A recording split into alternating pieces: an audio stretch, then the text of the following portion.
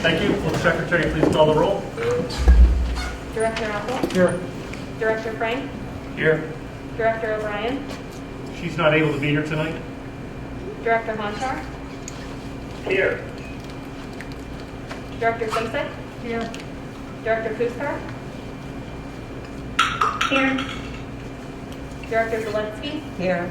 Director Vogliano? Here. Director Schreiber? Here.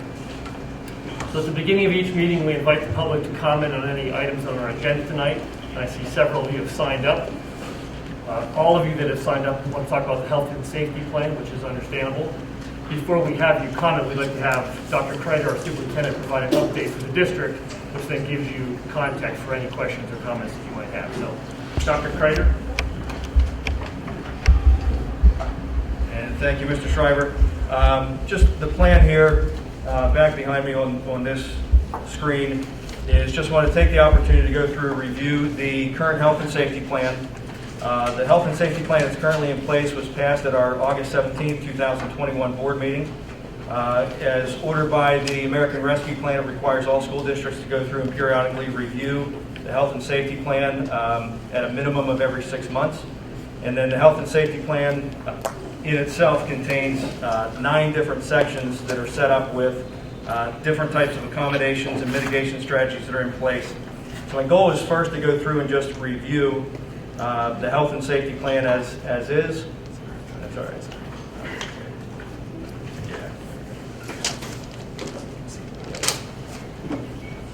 And then take a look at some further recommendations. So first, starting off, one of the major sections there in the very beginning deals with the universal and correct wearing of masks. At the present time, staff and students are required to wear masks indoors, while the transmission rate in Allegheny County is defined as high or substantial by mention of the CDC.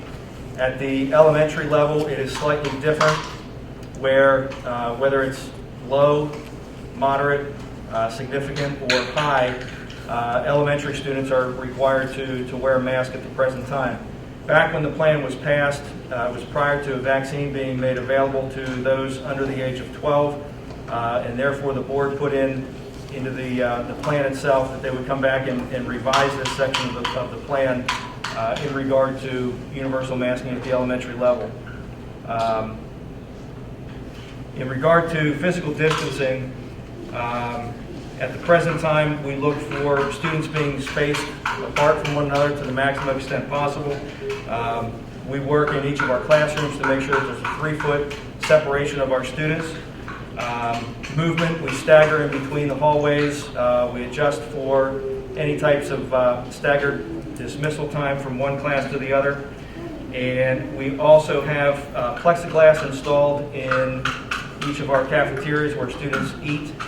And the rationale back then at that time, especially last year, was Allegheny County Health Department considered the plexiglass as a barrier, and if students were sitting across or side to side with one another, it was not required, it was not considered to be a close contact.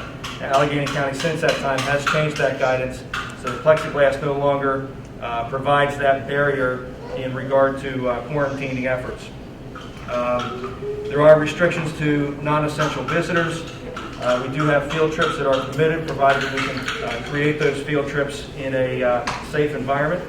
And then transportation accommodations, we looked for a variety of different things. We opened up the availability for students to drive free of charge, provided they still continue to provide registration information, and then also asked for parents to provide transportation as well if they could, just to reduce any type of congestion on school buses. Contact tracing, we work very closely with Allegheny County in regard to quarantine. With the contact tracing, they have a flow chart that we've gone through and followed. That flow chart as of December has been updated based on the updated guidance that the CDC and Allegheny County adopted. And as far as that flow chart of information is provided to us, essentially the first 3 parts there, the masking, the physical distancing, and the quarantine guidelines, all go a little bit hand in hand in regard to whether students are vaccinated, whether students are in a full environment of being masked, and whether they're not. So the flow chart that schools go through and follow, they're using the guidance off of Allegheny County, use this spreadsheet here to go through to determine one, was the child fully vaccinated? The term fully vaccinated has also changed as of December. And fully vaccinated for children compared to fully vaccinated and completely vaccinated for adults vary slightly. So we take that into consideration. But if students are fully vaccinated, if they're in a masked environment, all go hand in hand with whether or not children need to quarantine. So if they're in that full masking environment, the students, if they're more than 3 feet away from each other, then there's no need to quarantine. If students are fully vaccinated, whether you're in a masked or unmasked environment, students do not need to quarantine. And it takes into consideration the difference now between the 10-day quarantine and reduces down to the 5-day quarantine as far as when students are able to return to school. So that's the flow chart. That's something that we've had up on our website since it's changed, and prior to that we had the old flow chart up as well to help guide as far as the quarantine guidelines. As those quarantine guidelines go through and change, those are things that we have embedded into our plan, that we follow the Allegheny County Health Department and their advice to move through with quarantine guidelines. As far as communication out, we've continuously reported out on the total number of active cases in the district, total number of students who are under quarantine, and report that out on our site. We've reduced the number of emails that have gone out recently just in regard to number of active cases and individuals in contact tracing, just based on the sheer numbers that have been reported. But we continue to update our website. In regard to hand washing and respiratory etiquette, variety of things in place there as far as having sanitation stations set up across each of our buildings, having hand sanitizer available in each of our classrooms, reinforcing hygiene and cough etiquette in classrooms as well. Playground equipment is available for students to use, and we go through and conduct cleaning of all of the playground equipment on a regular basis. Cleaning and ventilation, Mr. McDade will talk briefly in a little bit about the different types of ventilation projects that we've completed over the past several months in regard to keeping our equipment and technology up to speed with circulating quality air through each of our buildings. We maintain logs for cleaning schedules. We use a variety of electrostatic sprayers to keep the areas clean, especially in large areas. Handrails, stairwells, auditoriums, cafeterias, everything of that nature. Water fountains have been disengaged. Water filling stations have been made available with cups.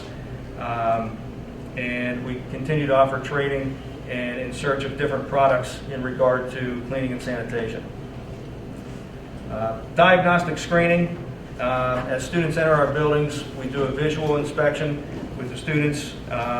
We ask our staff and families to either keep staff at home or children at home if they're experiencing any types of symptoms. And we report the positive cases out to the community. And we do have antigen testing that is available that we have not necessarily got up and running to this point, but we can move forward with any types of antigen testing programs based on the health and safety plan. Vaccines, we've offered several vaccine clinics in the past.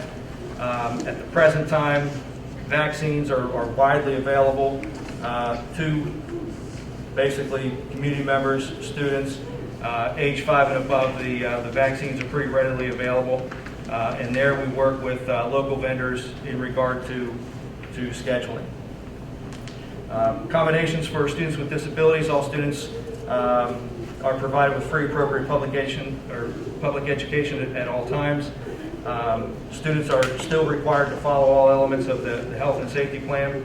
Accommodations can be provided through the child's IEP, and our teams still continue to meet to collect the baseline data, monitor student progress, monitor current educational levels, and determine then if additional accommodations or services are necessary.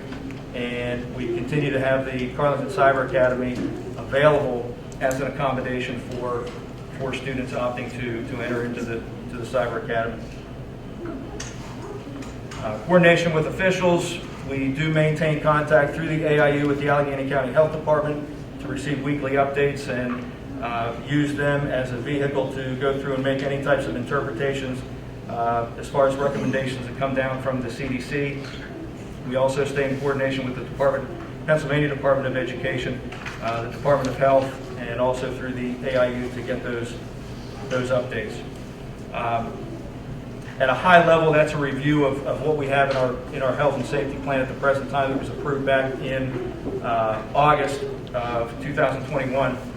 So there are some recommended changes, and back in Section A, what I mentioned there in the beginning in regard to masking, the board indicated that they would review the masking policy, in particular at the elementary level in regard to masking requirements at the elementary, now that vaccines are widely available to students between the ages of 5 and 12. So that's an area that the board will discuss this evening.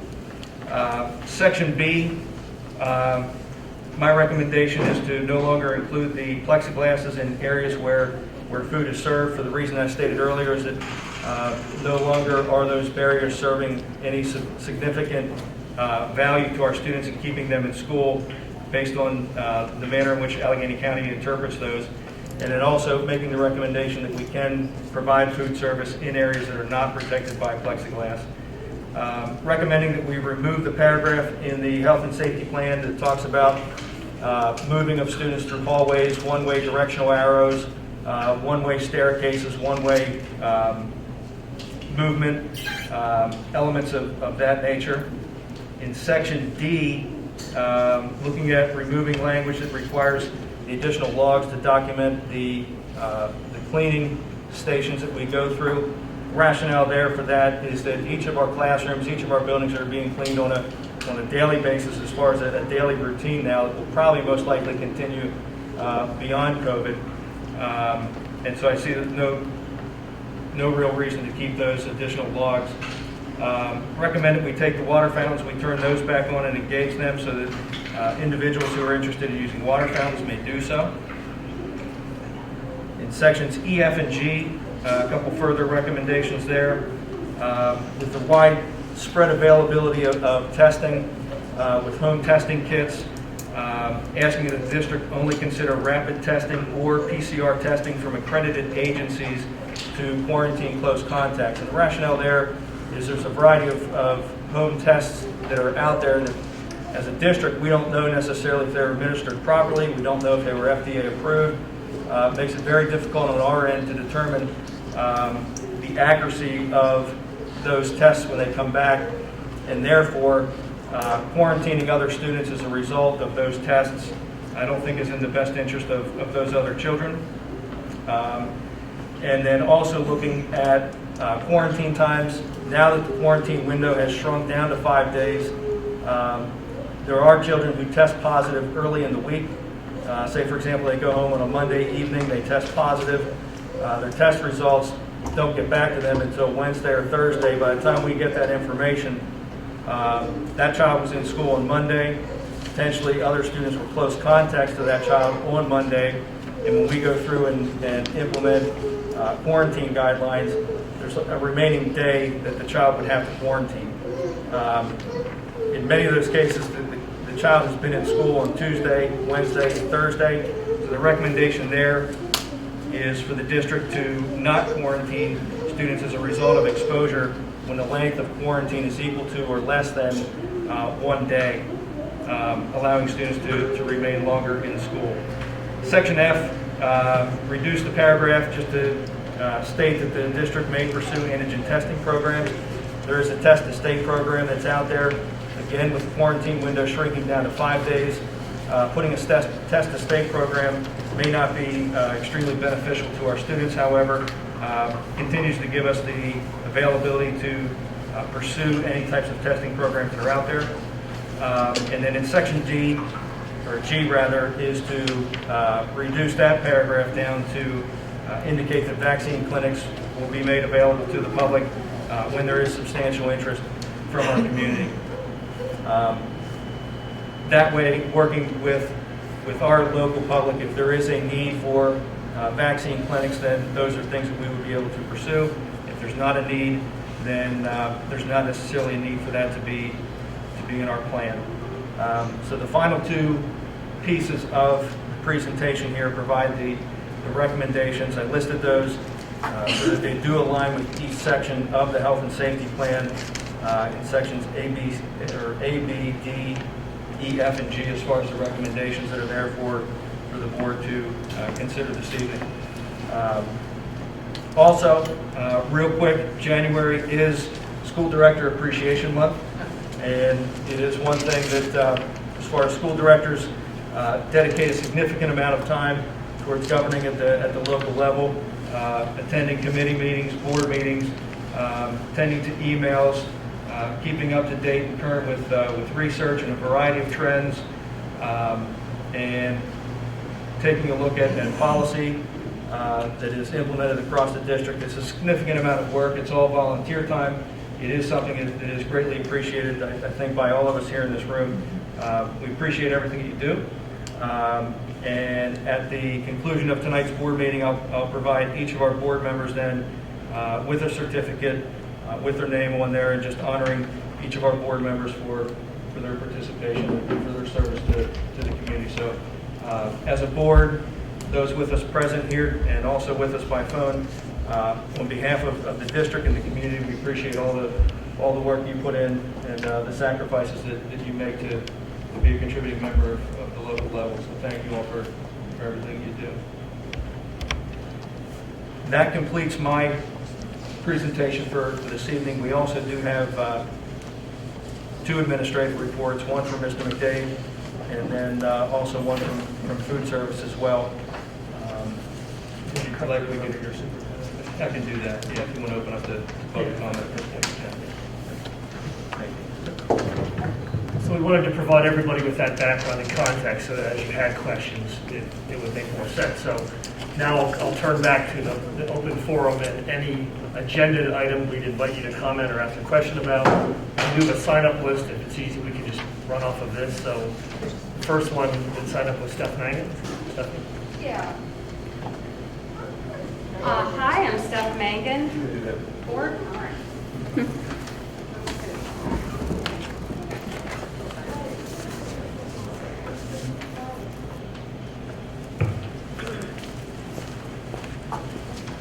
Before you speak, Stephanie, just a reminder for everybody, we technically have a 3-minute time limit, so try to be as succinct as possible and respect your peers, your colleagues' time. Thank you. I'm going to do my best. Would have been nice to be able to review those recommendations beforehand.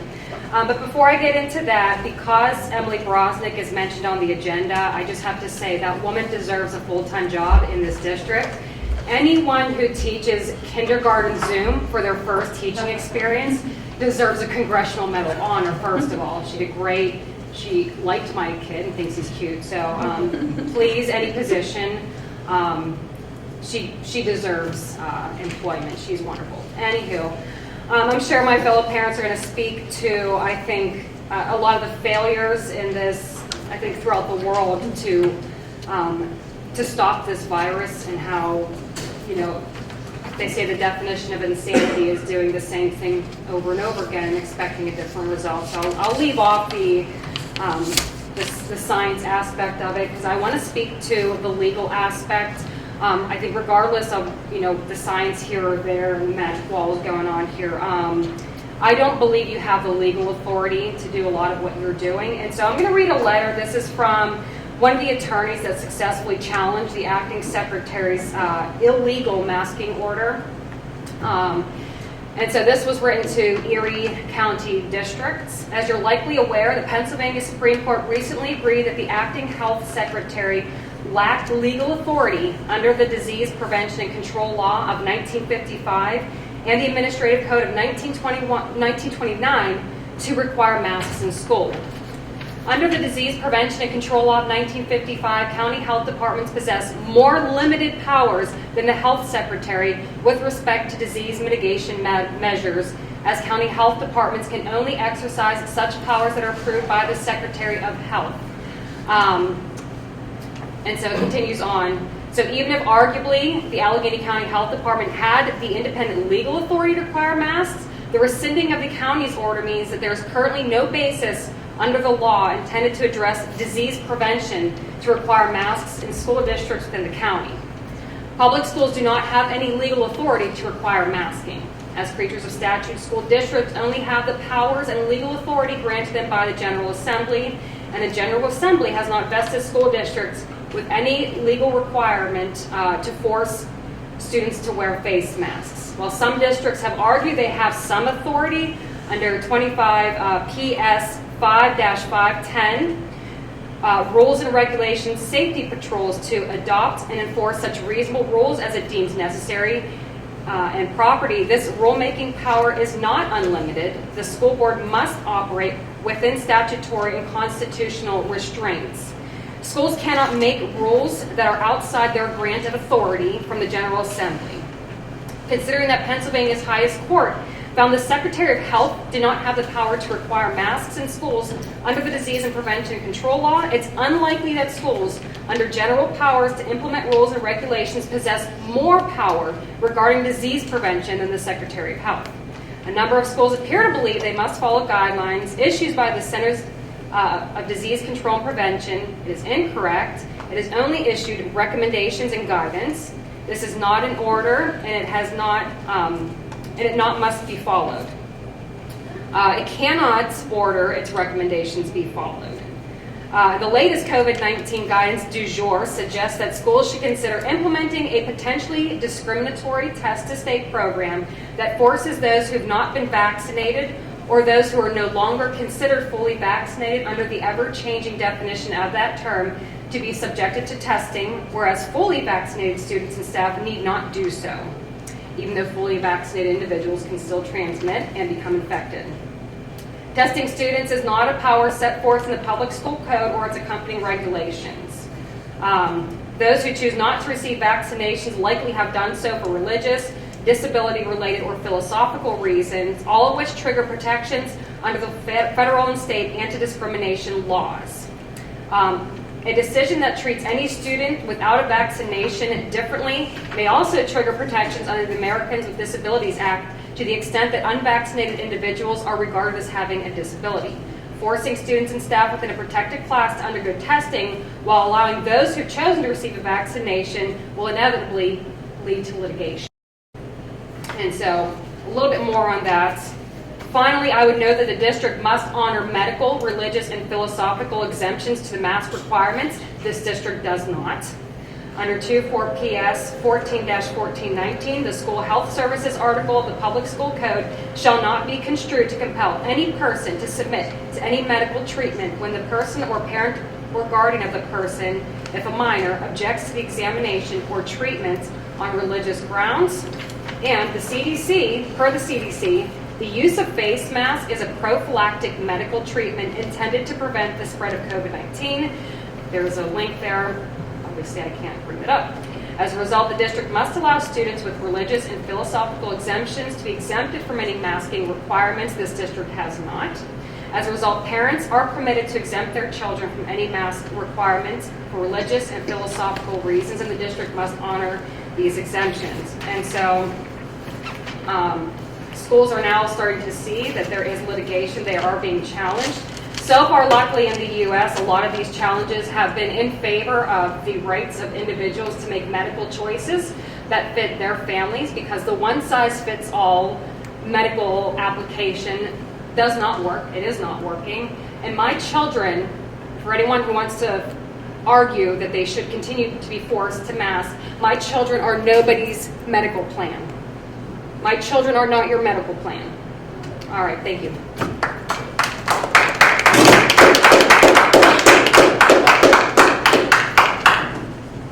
Next person who signed up was Pam Seaton. Yes. Hello. Short and sweet. Okay. Everyone knows that children are far less affected by COVID, and that's a blessing. Why else do you allow sports to continue? Because you must know. I mean, they're not distancing, blah, blah, blah. Everyone knows the governor dropped the mask mandate. That's a blessing too, but I guess not for our kids. Everyone knows kids shouldn't be breathing in their own waste all day long, especially those with medical exemptions. And from what I'm understanding, this district doesn't honor that. So that's astounding to me. Everyone knows masks offer no protection against an aerosol virus. If you can feel any airflow through your mask, it's not working. My grandson attends Carnegie Elementary and has had more viruses than ever this year. He is home with a stomach bug right now today. If masks work, there should be less illness. And I don't know, is masking causing more illness? I don't know. Everyone knows we have speed limits, but people continue to die in auto accidents. Children are almost 7 times more likely to die in a car than from COVID. So does this mean we should put a light at every intersection and lower all speed limits? Also, kids are almost 8 times more likely to die from drones. Just a little tidbit. Everyone knows it's a parent's responsibility to make health and welfare decisions for their kids, not the school board. Everyone knows we need an exit strategy for this masking policy. So I'm urging you to work on this for the sake of our kids. This is beyond overreach of our kids' constitutional rights. Please unmask our children. Thank you. Next up is James Mangan. James Mangan. Of the people in this room, according to the CDC, only 4 of you are wearing the appropriate mask. 2 of them are shameless knockoffs. If you look around, you'll find them. 1 of them is not wearing them correctly, and 1 of them is so old it's not doing anything at all. More importantly, I don't really trust this school to make medical decisions for my children. Through the Vision to Learn program, sanctioned by Carleton, the Vision to Learn program told me that my daughter needed glasses. Okay? If I would have listened to Carleton and not gotten a second opinion, she'd still be wearing these glasses, causing her harm. My doctor said that she does not need glasses. Okay? I don't trust you. I told this to John. John shrugged. He didn't care. Okay? So John, take him back.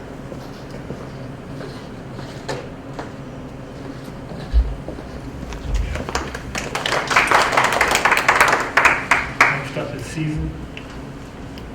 Really? I thought Dad signed up for me.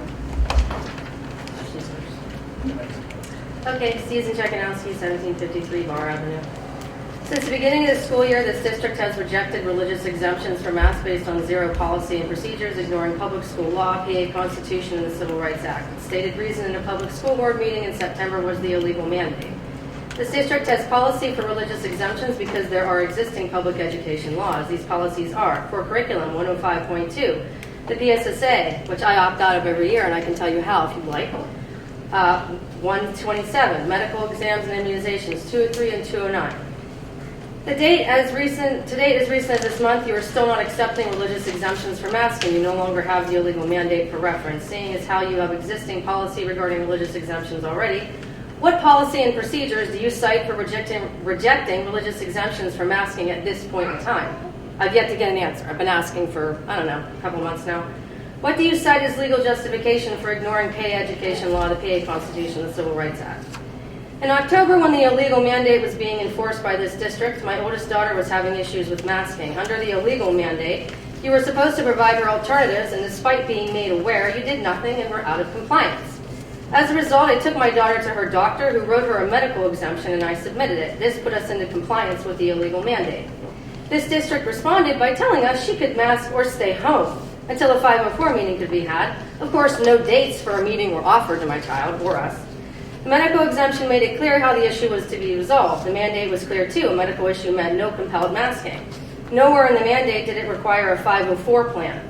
We were in compliance. We were also in line with the dictates of our conscience. But this district just couldn't leave Vivian alone.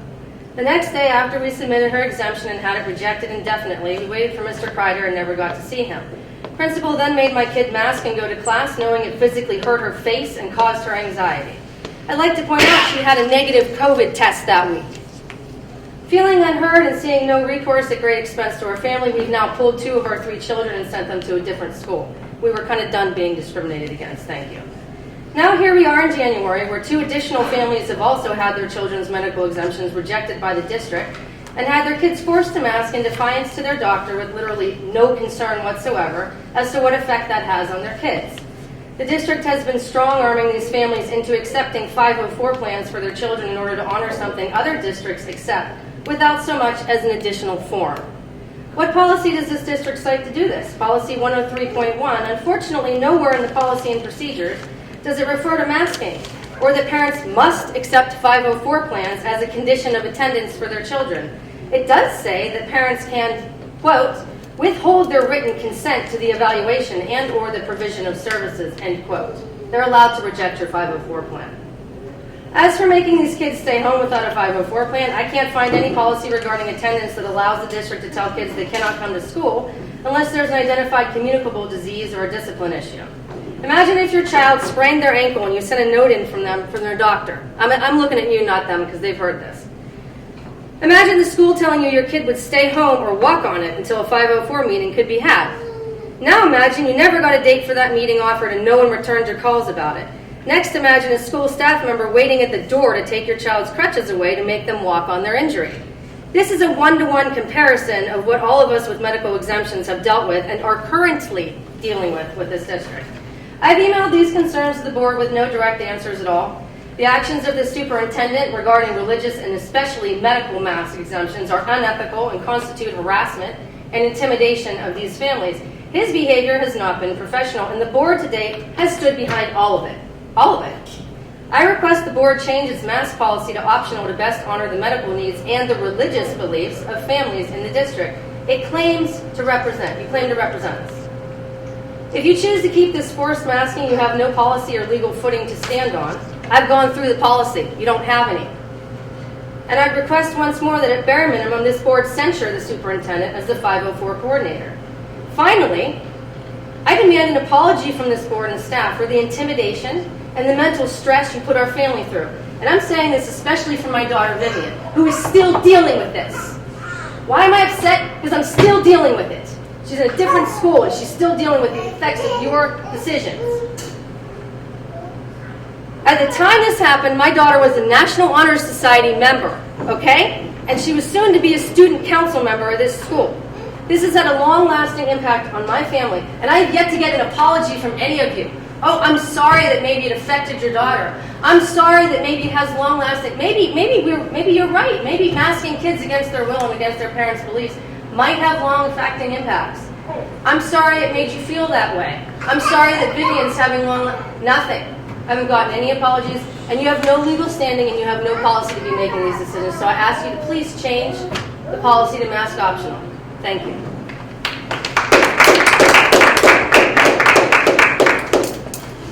Next up is staff.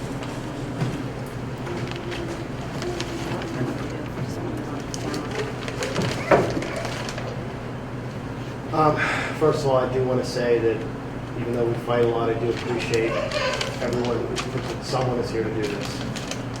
Even you, Joe. I know you're upset with me, but even you. All right, so big shock. I'm here to advocate for the health and safety plan to have masks optional. As Lena Wen, CNN medical analyst, just recently said, cloth masks are no more than facial decorations. I could refer you to the European study that concluded the same thing, or the randomized trial in Bangladesh to conclude that surgical masks reduce the spread in adults, not children, by just 11%, and that cloth masks are virtually useless. My guess is, though, that you made up your mind at your executive session that this really is largely a ceremonious presentation. However, I'm going to proceed. At no point has the actual needs of children come first. Your reasoning in our dialogues is consistently so that we can keep the schools open. That's right. Your biggest fear is going back to your old school policies, and those are the greatest dangers to kids. I agree. All right, so this isn't about science. It's about feelings and maybe fear of accountability. I don't know. It's time for that to change. Legally speaking, I know you're pressured from the state. I know you're pressured from the county. But the county has no indoor mask mandate. So where do we get the authority to have a mandate for kids in school? The group that is the least likely by orders of magnitude to be affected by this. Now, I brought charts I'm going to share with you later. With thing is, maybe this hurts kids. Maybe this hurts their emotional development not to see a face. Just maybe. I don't know. I don't have a trial on that, but I'm guessing millions of years of evolutionary history may prove otherwise. I urge you to hear the words of us, to listen to us. We're coming to you, attempting to reason. You were wrong about the school closings. You ignored your constituency. We overwhelmingly voted for masks to be optional. You voted against that. You were wrong about the illegal mandate, which you all stood behind. The superintendent seems to make up rules as he goes along. Admittedly, we're trying to find the most logical way. We're in our third calendar year of this. Your grace period has expired. This is not March 2020. You're stuck there. Your mitigation strategies have not worked. You know who's getting COVID? Everyone. None of this stuff is working. We're all getting it. Again, we're 3 times or however many times vaccinated, none alike. The righteous and the sinner are all getting it. By the way, there's still 0 deaths in Allegheny County since July of this age group. I brought charts, graphs. I brought CDC charts to corroborate it. And I also brought an article on the CDC study that they based this information on from the Atlantic, not exactly dovish on COVID policies. They will explain it to you if you're interested.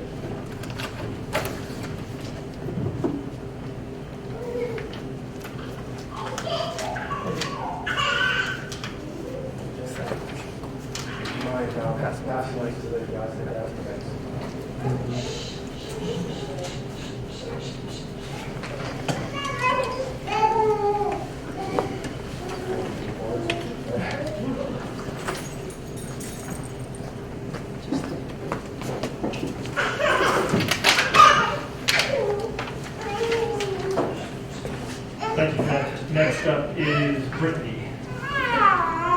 Brittany and guest. Sorry, everyone.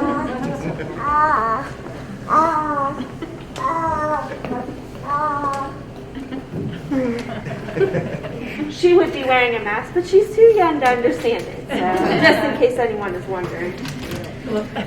We don't care. I'm here tonight to discuss why it's so important to continue the mask mandate here at Carlington. Not only do I have facts, but I have real life experience. I hear people say, for first, that it's discriminatory. Wearing a mask is not discriminatory. You don't know what discriminatory is until you have a child of color. This is nothing. People keep saying the following: can wearing a mask make it harder for my child to breathe? The answer is no. Masks are made from breathable materials that will not block the oxygen. People say, masks interfere with my child's lung development. No, that's because oxygen flows through and around the mask while blocking the spray or spit particles that may come through the virus to the mask.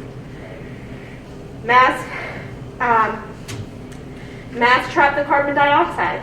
No. Carbon dioxide is very tiny, even smaller than respiratory droplets. They cannot be trapped. Masks lead to a weaker immune system. No, wearing a mask does not weaken your immune system or increase your child's chances of getting sick. These 4 myths were debunked by Drs. Dickerson and Gilbert, who are both professors of pediatrics at the University of Cincinnati, and they both run the Asthma Center and Pulmonology Division there. Scientific proof. World Health Organization published a study in May of 2021 that compared potential COVID-19 infection rates with masks versus no masks. Face masks reduce the chances of infection by more than 80% with a mask. The chance of infection was 3.1% compared to 17.4% when not wearing a mask. I would like to think that part of the reason why Carlington has not shut down any of their schools is because of the mask policy. I work in a Pittsburgh public school where we've had to close several times. Lastly, I would like you to hear this. Masks do work. My brother, who is fully vaccinated, tested positive for COVID. But because of him wearing a mask, my mom wearing a mask, and my dad wearing a mask, they did not catch it. My cousin Jessie and her husband Matt, same thing. Matt was positive, but Jessie wore her mask all the time. sit social distance from him, and she remained negative. Masks do work. It's a small inconvenience to keep our schools open. I encourage you to please keep your mask policy to keep not only my son safe, but my daughter who's not able to be vaccinated safe for when her brother comes home from school.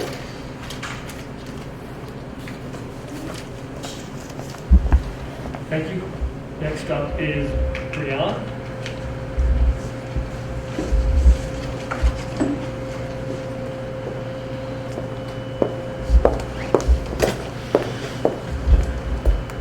Hi, my name is Brian Maggio. I live at 35 Ewing Avenue, and my kids go to Proctor Elementary.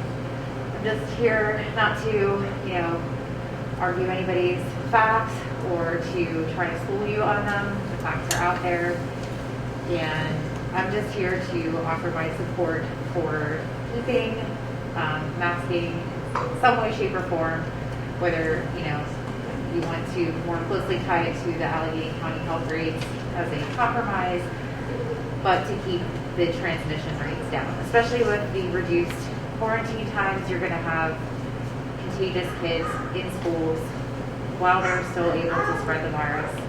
The masks do help. I agree wholeheartedly that this NIOSH 90 and 95 approved mask is the correct mask. The CDC has asked everybody and recommended for everybody to upgrade their masks. Omicron's a different animal, and the cloth masks are not as effective. I would never argue that, but they are somewhat effective. And I think for those of us who have families who, can't afford to get sick and could potentially bring home these illnesses from the schools, it's just a very small thing to do for greater humanity. And, I hate having to ask anybody to do anything that they're not comfortable with. I don't think anybody likes to do that. I hate to ask somebody to do something for me that they don't want to have to do, but I do it every day. I will happily wear this mask because I care about everybody, even the people who don't like to wear them or don't want to wear them, still wearing this mask for them because I care and I don't want anybody to get sick. And I don't care what the death rates are. I mean, I do, but nobody wants to be sick, period. So it's not a matter of whether or not you would die from it or whether or not this age group would die from it. Nobody wants to be sick. Nobody wants to be out of school. I certainly don't want the teachers to be out of school. I don't want them to bring it home to their families. And, they have kids to take care of as well, So it's just for everyone's just overall health and safety. Again, I'm not here to argue anybody's facts or to, contest what, the arguments that have been brought here tonight. Just my personal support is for the policy, and I just wanted to come and show my support for the masking policy. Thank you. Last person to sign up was Amy.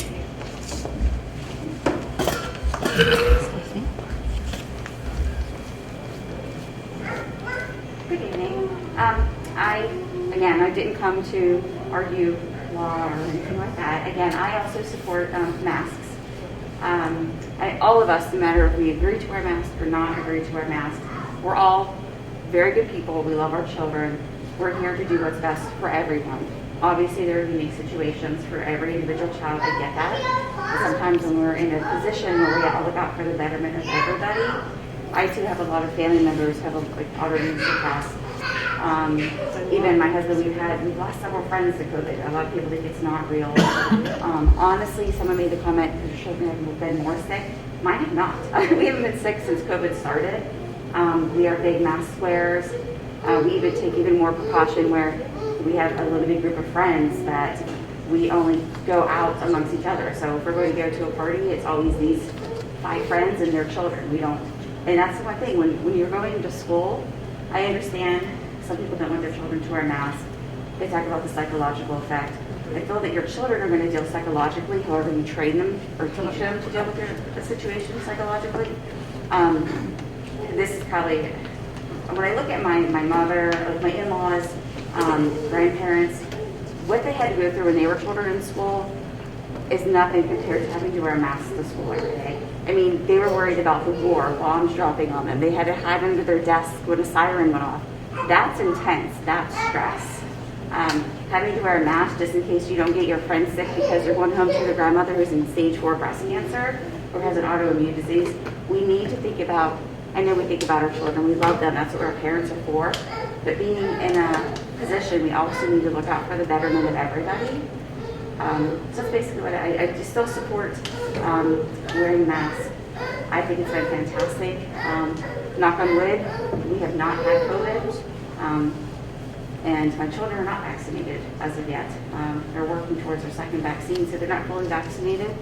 It makes me nervous when I think about what the numbers could be. Thank you. Oh, I'm sorry, my name is Amy Jenkins. This is my first time speaking, and I live at 39 Creighton Avenue.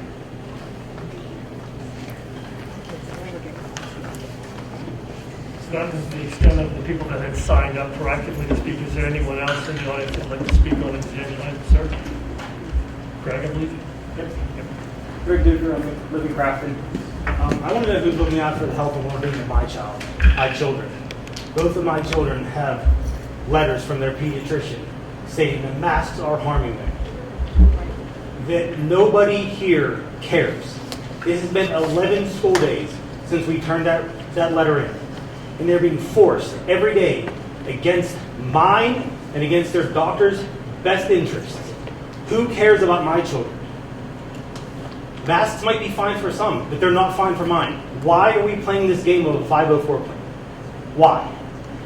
If a child had to wear a mask and we were in different times, would we still do this? The answer is no. Everybody knows that we would not make them go to school without a mask until we played this silly game of having to go through a 504. It's absolutely ridiculous that nobody cares for the well-being of my children. It's frustrating that I have to choose between sending my kids to school or keeping them home. That's what I was told. It's not right. I don't have I have to send my kids to Crafton. Crafton is my school district. We don't have school of choice. The way this board and the way the superintendent is acting, I don't want my children going there. It's uncalled for that no one cares how my children are being affected by these masks. It does not work for everybody. And that's when you guys need to understand that, need to make the decision that it's not a one-size-fits-all bag.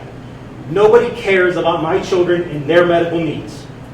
It's uncalled for, and it's got to end. I'm asking you guys to give parents the choice to make the decision for their children. It's the only way that can be done. Thank you. Greg, as a side note, if you have not yet had a 504 scheduled, if you're willing to stick around tonight to get a date and time that works for your family and the superintendent. I have not had one scheduled, no. Where's your policy that can require that? Where is it? If we were before It doesn't COVID, exist. and my child had to wear a mask to school, would you make them not wear one until 504 was completed? Is Frank That's saying my we question. should do that? We would not. You guys are singling people out who have medical needs and forcing masks on my children more than they have to be. It's uncalled for. The roadblocks. Is there anybody else in the audience that would want to speak on an agenda item tonight? Has a question or comment? I have a question. Yes. I'd like to know where the metrics are to prove the effectiveness of this health and safety plan. Thank you. So you've been tracking everything all along. We get inundated with case updates, you're contract tracing everybody, you're keeping up with everybody's vaccine status. But where are the metrics that demonstrate that your health and safety policy is effective? Right. That's a good question. Thank you. Yeah, I think the data that we would point to would just be in regard to the number of students that are being quarantined as a result of. You have more students quarantined than ever before. That's correct. You have more cases than ever before. Right. You're not controlling anything with your masking policy. And the health and safety policy has failed to be about health and safety, and it's about controlling fear. That doesn't work. Right. Everybody gets to make up one mind. That's their own. You don't get to make decisions for everybody else. And everybody is ignoring the mental health aspect of this. No children under the age of 9 have died from COVID since it started in Pennsylvania. Not one single child. The second highest death factor for children 5 to 10 is suicide. That's right. Suicide. Second leading cause of death in that population is suicide. The suicide rate for adolescent girls has gone up 57% since this pandemic has started. Who is paying attention to health and safety of our children? Our children are not at risk of dying of COVID. They are at risk of mental health issues. We're not paying attention to it. We're focused on the wrong threat, and we're creating new ones. I'd also like to know what you're doing to improve the education for these children that you're quarantining. You're denying them access to education. My children have been locked out of Arlington for 26 days in this second report card period. No in-person instruction, and they're just forced to make it up on their own. Why isn't your health and safety plan focusing on the mental health of what that does to a child? Why aren't you focused on programs to have these kids catch up? A hybrid learning plan. Why aren't we focused on tutors? Why aren't we communicating with these kids as much as we are case rates when they're out? We can be doing tons of other things besides talking about case rates and managing fear.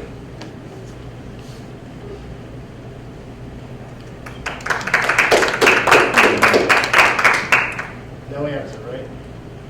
I would like an answer. Good luck.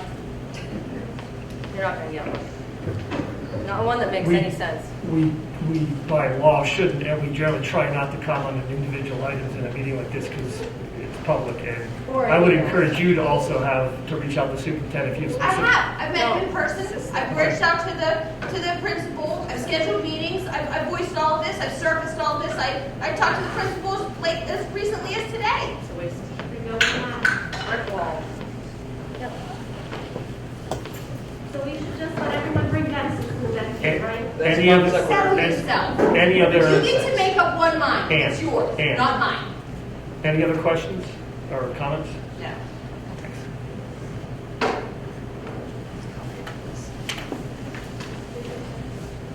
Moving on in the agenda then, to the board, under section 2, we have previous meeting minutes. So I'll entertain a motion to approve items number 1, minutes of the December 7th, 2021 meeting. Number 2, from the December 7th regular meeting. And 3, the committee meeting of January 11th, 2022. So the motion to approve those 3 minutes. Moved and seconded. Thank you. Any discussion? I need to abstain from 1 and 2. Thank you, Jim. Any other questions or comments? If not, we'll vote. All those in favor say aye. Aye. Opposed, nay. Aye. Thank you, Susie. Sorry about that. And for abstentions? I abstain from 1 and 2. Thank you, Jerry. Yes, I abstain because I was not at all of those meetings. Okay, George, thank you. Phil, I think we're sufficient to that. Motion. If you have a majority of the whole, you'll need a majority of the form. All right, motion carries. Thank you, everyone. Under section 3, I'll report that we had an executive session prior to this meeting where we discussed potential litigation matters and personnel issues. Now turning to the superintendent for the balance of the superintendent's report. Thank you, Mr. Schreiber. We also have Mr. Minford, Director of our Food Service, is here for a report and update from Aramark. Mr. Minford.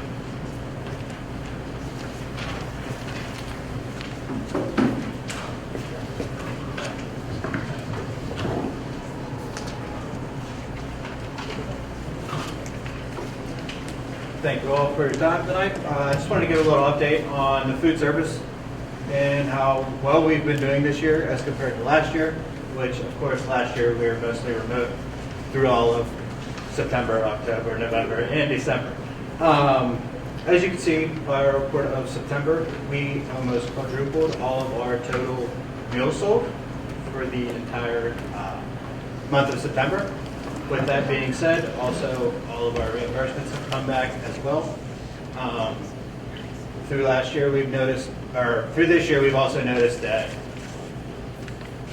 last year we did not have any of the students in the school. So none of the students really came out to all of our remote sites to pick up meals from any of them that we've had out. This year, the students are in school. They're eating. They're eating a lot. They're eating a lot more than I've ever seen, but I also started during COVID.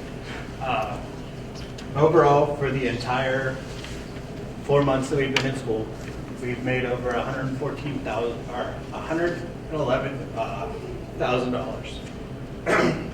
With that being said, all of it will also go back into the cafeteria. We've started, all of our tables have started to be replaced and update everything in the area.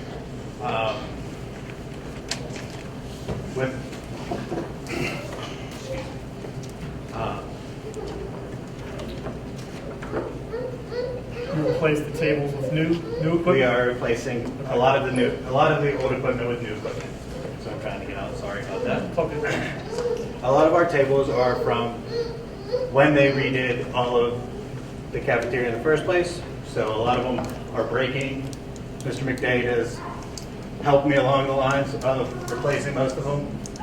Also, we're trying to do refrigerators and such like that. Does anybody have any questions? I think so. Thank you for Thank you. Appreciate it. And Mr. McDade just had a brief facilities report as well.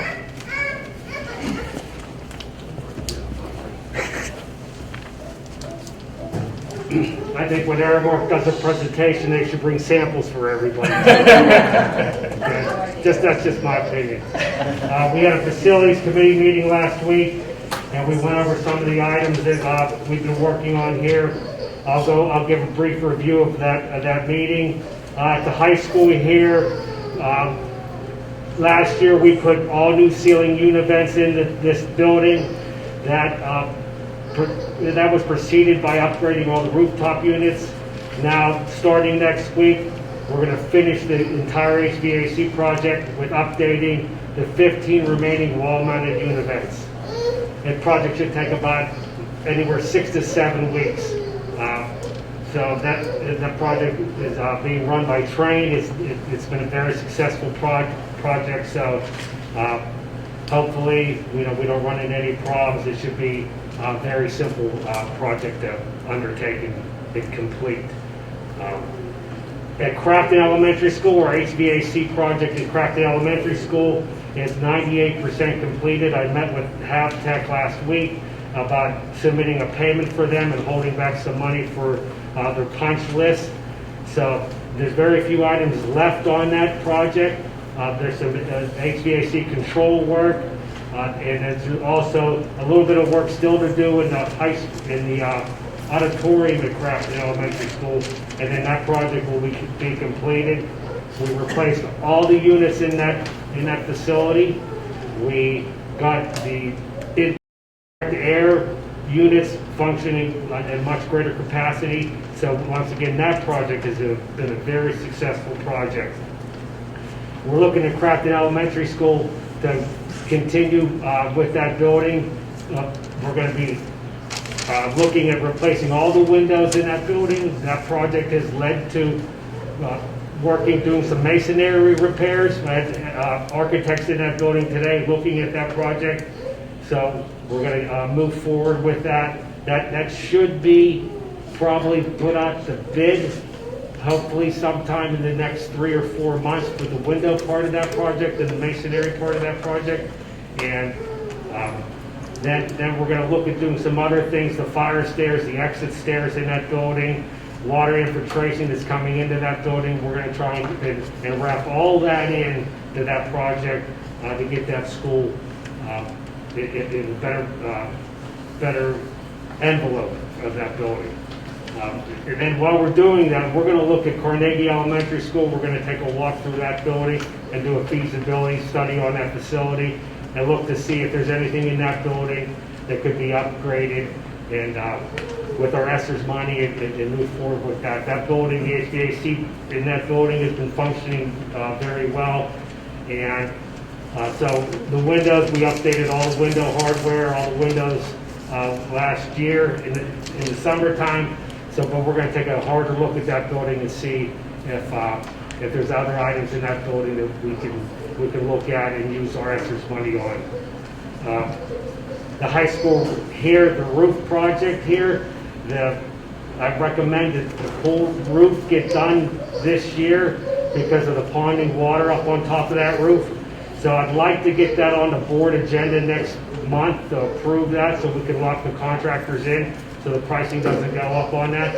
So you'll see that come across next month at the board meeting. We had 6 vendors bid on that job, and the lowest bid came in at $259,495, and that's a full replacement of that roof, insulation and everything. So I thought that was a very competitive bid. So, once again, I'm going to try and get that on the agenda next month to lock those contractors in. The auditorium sound system here is being installed. They just wrapped up some work today on it. So hopefully by the end of this week, all our auditorium sound will be updated with the help of Hill City Church. So that project's moved along really well too. I think that's all that we went over last week.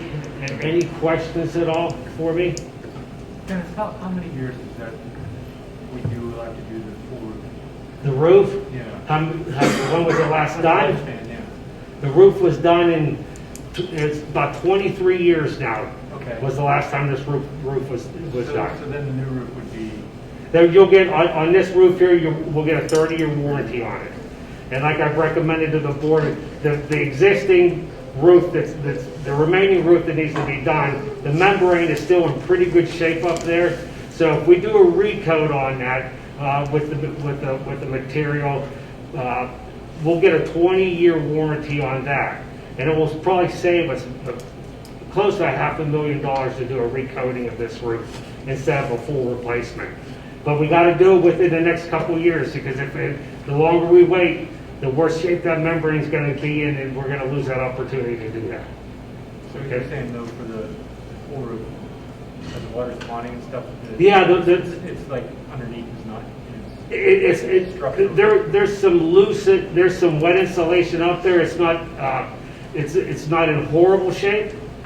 With that wet insulation, the roof isn't tapered properly to the roof drains up there, and that's what's causing that. And with the wet insulation and replacing everything up there, that will qualify for ESSER's money. So the money we got in that fund will pay for that project. And then we'll taper that roof. We'll put all new insulation. We'll taper it properly to the floor, to the roof drains up there. I've put a scupper up there so the water will flow off that roof. But that roof needs to be a replacement because of all the ponding water throughout the years up there. Any other questions? You answered all of my questions at the committee meeting, so. Okay. All right. Once again, anyone ever has any questions on any of the projects, feel free to get a hold of me. All right, thank you. Thank you, Mr. McDade. Thank you, Mr. Minford. As far as reports, that's all we have for this evening. Thank you, sir. Looking at committee reports, the December meeting, the reorganization meeting, we updated the committee assignments for the year, so we have a couple of new people tackling committees. Anyone have a preference on where they start? George, if you're still there remotely, do you want to address Pathfinder, give us any updates if there are any on Pathfinder? Sure, Jim. The last meeting of our Pathfinder board was in November, so I reported on November. We will have a meeting tomorrow night. I will be reporting on tomorrow night in February. Thank you, Jim. Thanks, George. Susie, I don't have my list in front of you. Do you have any updates? No, I don't. Okay, thank you. Leanne O'Brien is not here for Parkway. We can She's in, yeah, we can do that under, yeah, we can do that under. So we'll look for a Parkway update, unless you have one, Dr. Grader. No, we can look for that at the next meeting. Shasdale. Chris, do you go? Kelly? Except I was on at the last meeting, so. Jessica and I were good. Jessica, you can talk about it. I think we did have that last time. We did the legal update. Yeah, there hasn't been a meeting since the last time. Okay. Very good. Thank you all three then, somehow. Legislative PSBA.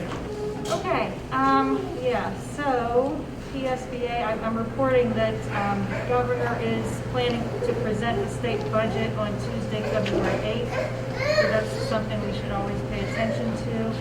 There were a couple of bills signed into law. House Bill 412, which is now Act 91 of 2021. It's to provide substitute teacher flexibility. So there are a couple of things happening to assist us in staff shortages, which would be, our ability to have substitute teachers in if we need them, and also buses. So I'll talk about bus drivers in a minute. But this new law is allowing retired teachers are now eligible to fill teacher vacancies on an emergency or short-term basis. Schools can use eligible college students and recent graduates of education programs. Educators with active Pennsylvania certificates and those with comparable out-of-state certificates can serve as day-to-day subs. So it opens up some options for us, if we possibly have some shortages. I also wanted to talk a little bit about the Department of Transportation in coordination with the Department of Education they're allowing a change to CDL driver's license skill test to help with the bus driver shortage. So they're cutting out one portion of that, and that's the under the hood engine components. So it's one part of the test that they have to take their CDL, but they don't have to necessarily pass that part to get their CDL in order to be a bus driver. So that's nice to know that we have some help in the staff shortages that there's cuts in happening. So that's PSBA legislative. When we go into Education Foundation. Okay, so we canceled our January meeting. We really didn't have much for the agenda, but I will report that the Maggie Scholarship application, that was the topic of conversation. They were hoping to have it active by January 15th, which was a couple of days ago, so that scholarship is out there, or should be out there for students to apply. I haven't had an update since earlier in January when we canceled that meeting. So the intention was to put it on, but active by the 15th. I'm not sure if it had been, but a submission date is anticipated of March 15th for the Maggie Scholarship. So that's it. Thank you. Thank you to all the committee leads. Administrative reports, I guess we've already done those. Any other business before we move on to section 4? All right. Board, under section 4, we have several items. Let's tackle items 1 and 2 first. I'll entertain a motion to approve number 1, the 21-22 conference and field trips as submitted, and then number 2, to approve and adopt the PSBA Principles for Governance and Leadership, outlining a commitment to lead and provide every student the opportunity to grow and achieve. I have a motion for those 2 items. So moved. Second. Moved and seconded. Any discussion? If not, we'll vote. All those in favor say aye. Aye. Opposed, nay. Aye. Opposed, nay. Motion carries. Sorry, Susie and George, I keep forgetting you're not here in person. My apologies. So item number 3 under section 4 is meant to include any potential changes for a health and safety plan. We've had a chance to hear Dr. Crater's comments. There's several areas where he's recommending some changes to the health and safety plan. We can adopt any or all or none. So maybe before digging into anyone, does any board member want to start by sharing any recommendations or any thoughts that they have on this topic? I have actually 2 lines of questioning, like follow-up questions from the presentation, Dr. Crater. Yeah. The first one, can you pull up the quarantine diagram?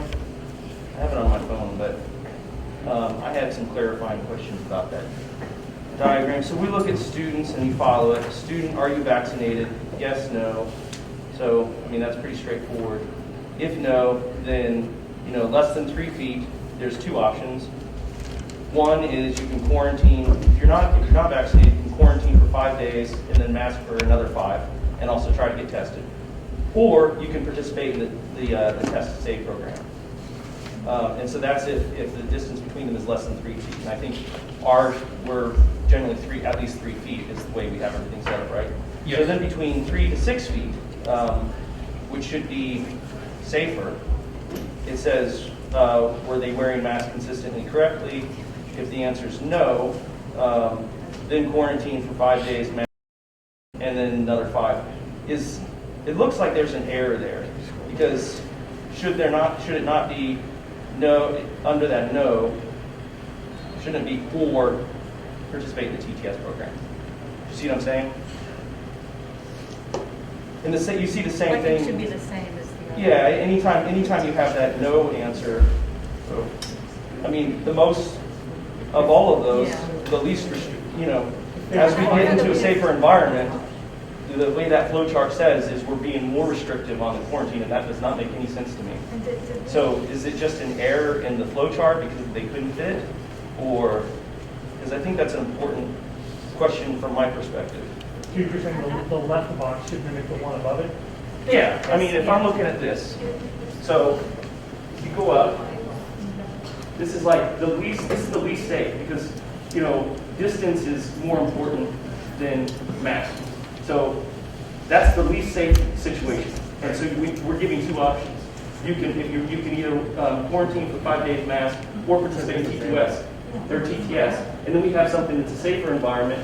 And if the answer is the same, no, and you scroll down there, it's like this says the TTS doesn't apply. That can't be right. So it should be the same as the other. It should be the same. And then if you go down farther, you see the same thing replicated here, where it's under that no, again, that TTS is not included there. So that's my first question. Is that an error or is that correct? Because that doesn't make any sense to me. And what doing test today? Right, so we're not in the Test to Stay program. So that was my next line of questioning. Right. So we don't do the Test to Stay. I think the chart itself truncates after this piece right here, where it's just a simple no, and then that component ends based on the quarantine guidelines. So then they quarantine for the 5 days, and then they return back with masking for an additional 5 days. I know that's what the chart says, but is that really what the requirement is, that TTS is not an option if you're between 3 to 6 feet? Oh, it is an option. It is an option. Okay, so that's an error in the chart. Yeah, so that should be assumed on both of those no answers that have the 5-day quarantine. We should read that instead of saying, well, if we have TTS, that's an option. That's an alternative. Yes.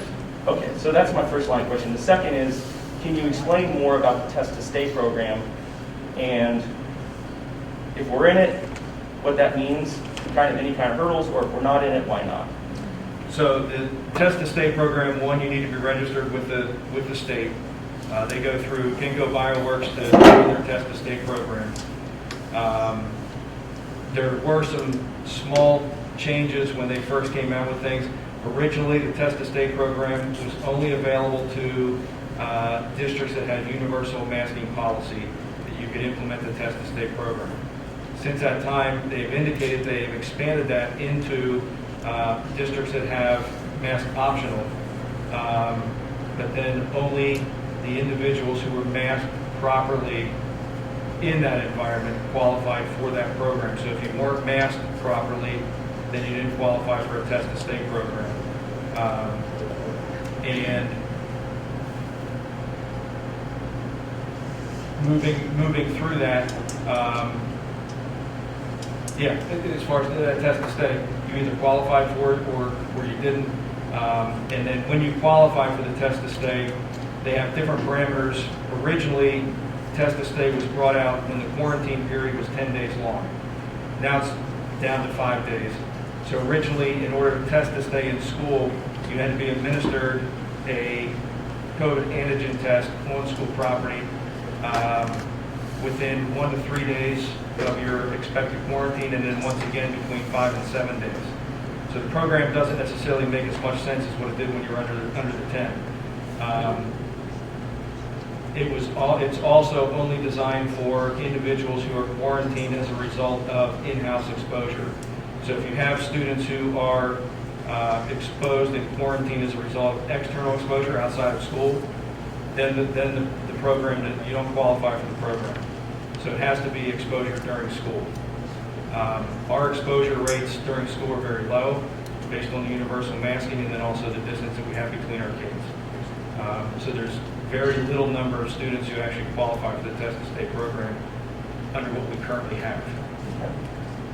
And so, but we're not registered to participate. Not yet. Why not? Based on the number of students that we've quarantined, we don't have many kids that would qualify for the program itself. But it is something that we can pursue. There's an application you need to apply for and move through. But is there any added cost to the district or anything like that? It's just a matter of doing the paperwork for it. Correct. It's the paperwork and then just the ability to administer those tests on site during those scheduled times. And if we were registered, is there any concern that we would not be able to perform that testing? I don't think there's any concern about that. Just based on the low number of students that we have, that we could implement that. And I think the duty would fall either on school nurses to go through and do that testing protocol, or any school official could do it as well, as long as they're trained. But and just to back real quick, but in order to be able to participate, in order for a student to participate in that, if they, in order to basically get out of quarantine by participating in Test to Stay, even if we don't have a mandatory masking policy, the student him or herself would have to have been wearing a mask, and two, would have to have we would have to think, how do we establish that they contracted it in the school? Well, it wouldn't be contracted, it would be exposed. So it's only for exposed, so that's right. not for students who Yeah, so it would require Contact exposure in the school. So the two predicates are exposure in the school and wearing mask properly. If the student was not wearing the mask properly, was not wearing a mask, then they would not be able to participate in the Test to Stay, and they would have to go into the quarantine. That's the way I understand the I most would recent assume updates. you'd have to have parental permission. And naturally, there's a consent form that you would send out.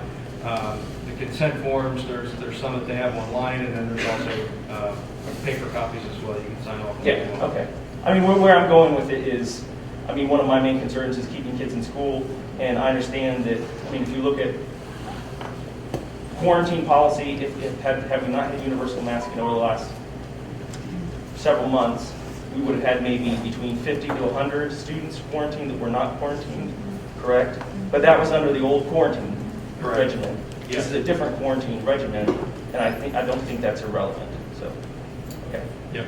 You answered my question. That's Thanks. right. Yeah. So the language that I recommended in the recommended update provides us the opportunity to pursue a Test to Stay program if we think it would be valuable to our kids. For the record, I do think it's valuable.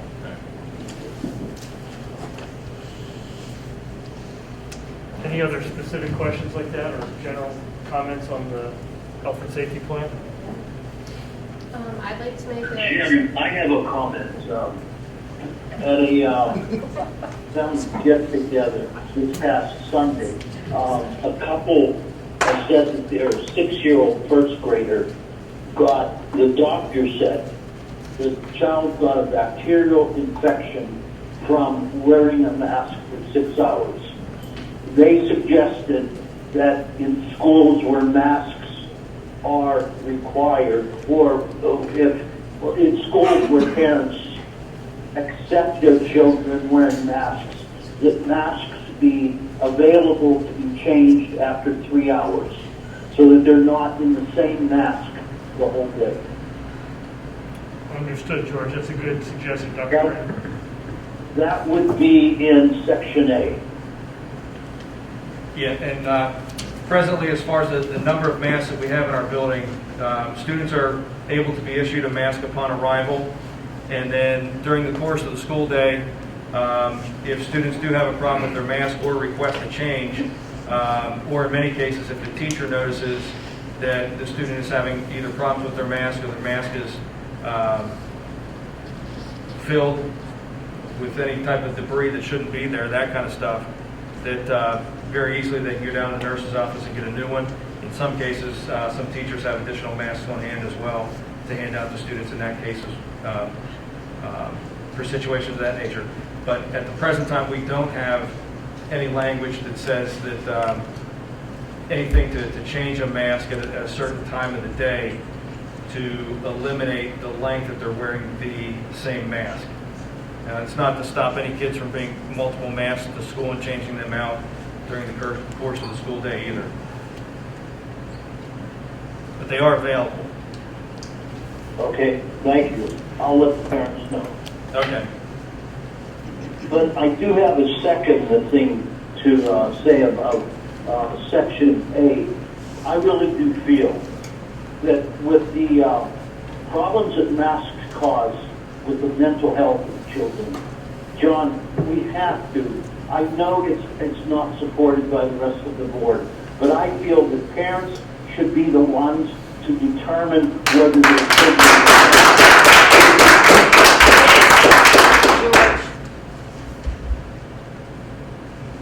Got it. Good. Thank you, George.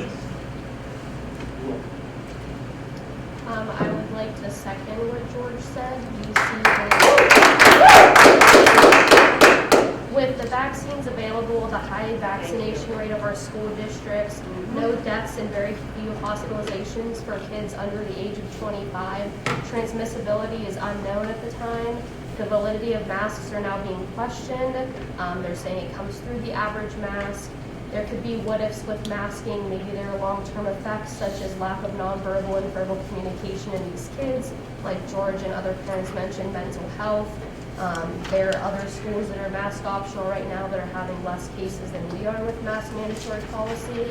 So I believe that the responsibility of wearing masks should fall on the parents and their children, and I believe the parents know what's best for them. So I don't know how this works, but I guess I would make a motion to make mask parental choice or optional in the health and safety plan.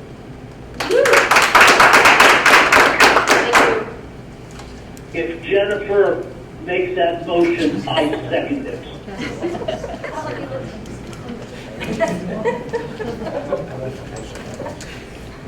Jim, we have a motion and second that needs to be processed. Correct. I was just going to comment on that. So we weren't quite at that point, but George and Jessica, we will proceed.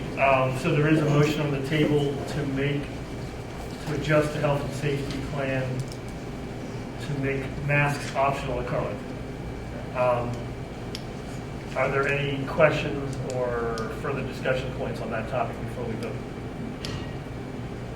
I did have one, so I didn't think about it, and maybe it's not material to the vote, but with the test to stay, if the kid, because most of that on the flow chart is focused on are you vaccinated or not, that's kind of, but could a kid who is vaccinated and the parents want them still to get the test, can they still get the test, the antigen test at the school? Or is that something the school would not be able to do under the program because it's funded by someone else? It's not something that we could do under the Test to Stay program, but we do have. We can do it anyway. We can do an antigen test program that would allow pretty much anybody to get tested if they wanted to. Yes, and it goes through the same network of Ginkgo Bio.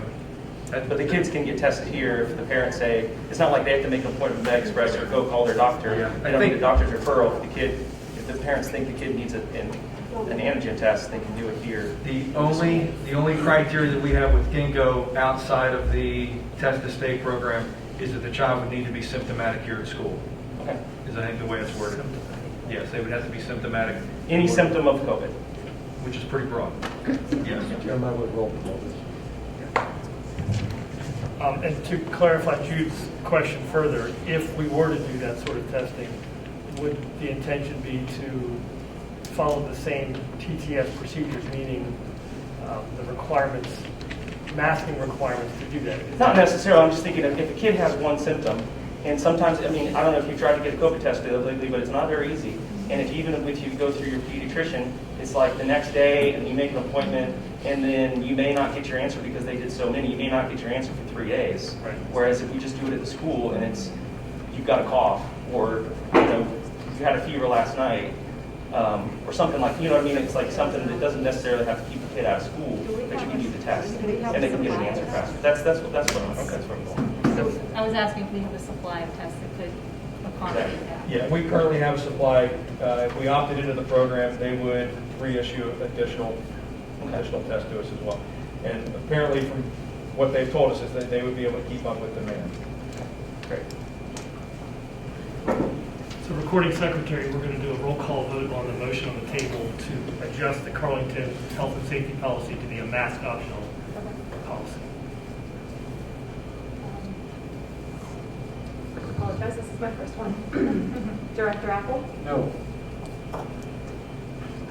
Director Frank? Yes. Director Honchar? Yes. Director O'Brien? She's not here tonight. Director Puskar? Dr. Puskar, sorry. Yes. A little hard to hear. I vote no. Director Simpson? No. Director Vogliano? Yes. Director Zelensky? No. Director Schreiber? No. Motion would fail, 3 yes, 5 no.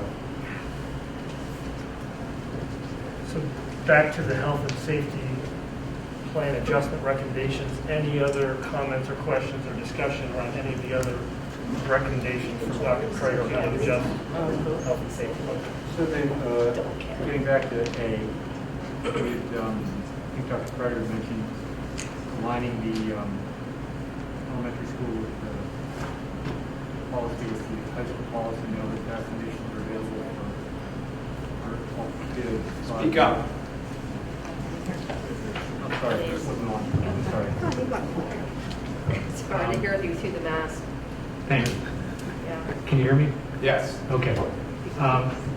So regarding the updating section A, you'd recommended, Dr. Carter, that we align the elementary school policy with the junior, senior high school policy, because now vaccinations are available for all people 5 and over. And so that would mean then, just to clarify, when transmission in the county is substantial and high, then we would have the mask in place. Anything below that, throughout the district, it would be consistent that then it would become mask optional. Correct. You know. That would align those two. Okay. Thank you. That's recommended. Is it? I would need a motion. Okay. Well, I'll make a motion And I'll second this. for that we align our policy from the elementary school to match that of the junior, senior high school. Do you have a question? No, I was just gonna ask, do we have to revisit, is that just gonna be a 6-month, say like next month it's low? We can Will visit revisit it then? anytime. Yeah, we can Just wanna change it. make that clear, okay. Yep. Oh, so what I was saying is that it's aligned with what the county health department is saying. So it would kind of automatically, if it were, let's hope, next month in low transmission, then we would then make that move because it's consistent with the policy that we've adopted. That's what I'm saying. And you're also saying we have to be consistent from elementary through. Yeah, that's exactly right, from K to 12. So you're addressing two things here. You're saying that the transmissibility rate and then also the K through 12. So that's two facets of it. Yeah, okay. I'll tell you what, I think there's more discussion on that, but before we get on, can we have a second for Joe's motion, and then we can have further discussion? Yeah, I second it. Okay, thank you, Chris. Further on your question, if transmission rates in Allegheny County drop February 1st, and if we make this change, do we have to act as a board, or does the fact that the transmission rates drop, it automatically becomes, policy automatically changes?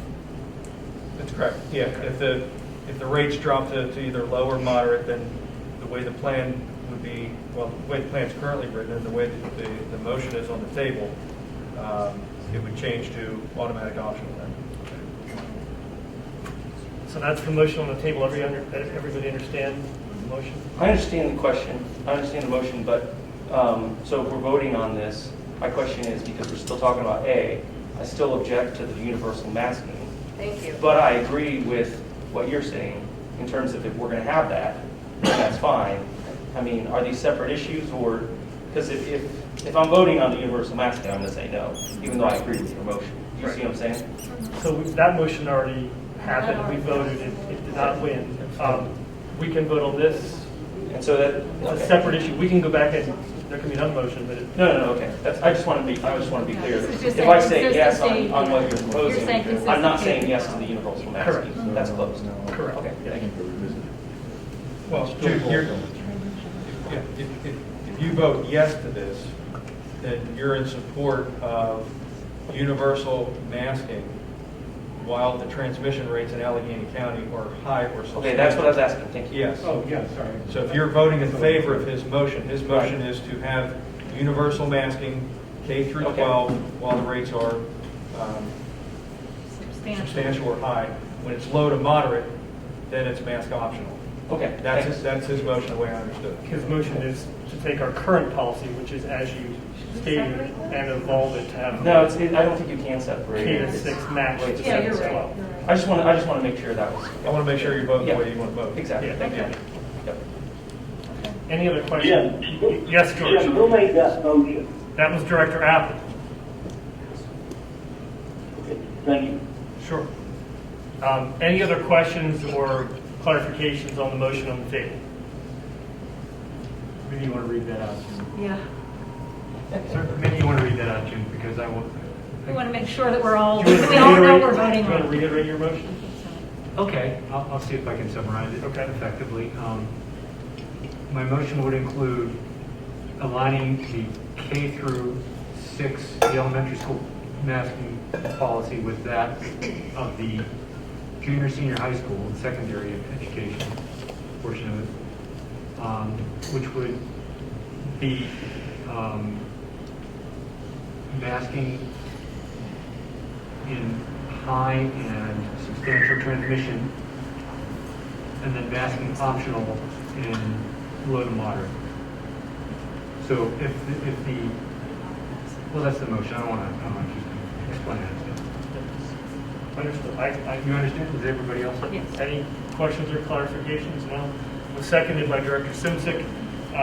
Ms. Moore, if you Director would. Schreiber, I do have a clarification question, I'm sorry. Yes, ma'am, that's okay. So it's my understanding that if any motion this evening fails, we revert back to the original health and safety plan as it currently stands. So if the previous motion failed to remove the universal mask mandate, and then we vote on this, if this motion fails, we will revert back to K through 6 remains in mandatory masking, even if the transmission level drops, whereas the high school level is tied to the transmission level. Am I understanding that correctly, or am I overcomplicating this?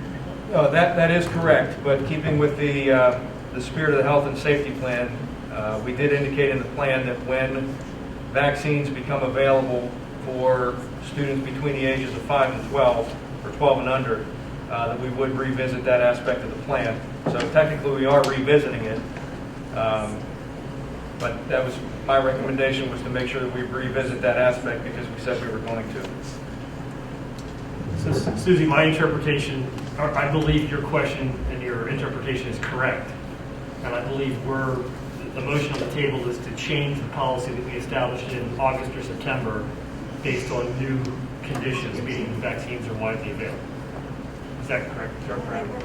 Yeah. Okay. Does that clarify, Susie? It does, and not to tip my hands, but I'm supportive of that. I'm just asking for those on the board who might be more supportive of a less restrictive mask policy, that by voting no here, we may end up with a more restrictive policy because that's what our current K-6 mandate is. I believe you're correct, yep. Excuse me, but you guys can we can do whatever we want. Why are we imposing like all of these weird scenarios that we have to consider? You know that you can make whatever guideline we want to make. We're in the process of doing that right now. We're looking at making adjustments. You are way overcomplicating it if that was a question. Jim, this can come. I know. So the motion is on the table. Recording Secretary, Ms. Wood, would you mind doing a roll call vote for the motion on the table? Jim, I do have a question for clarification. I'm a little confused. It seems to me that Joe Apple's motion would mean that those of us who want parents to eventually be the deciders on whether their kids wear masks or not masks, this would be a step toward what we want, right? Or would this kill our movement?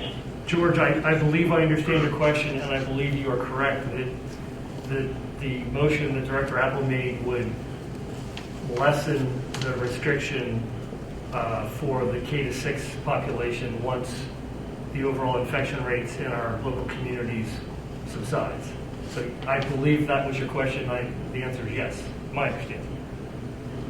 But the thing is, that's based on populations of at birth to 100 years old.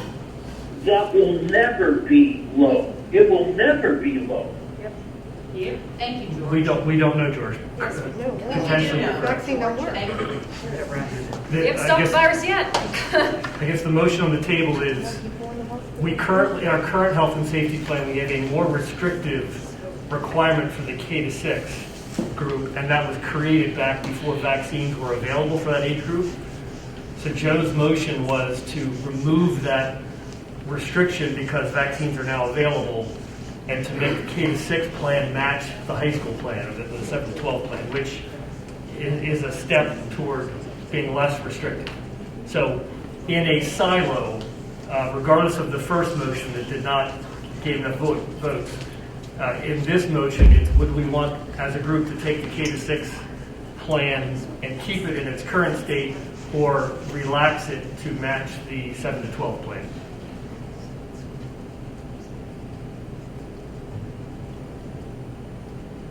Does that answer your question? Jim, yes, it answers my question. Thank you very much. Sure. If there are no other questions from any other board members, we'll vote. We'll have a roll call vote on the motion that's on the table. Director Apple? Yes. Director Frank? No. Director Kruskar? Yes. Director Simsek? Yes.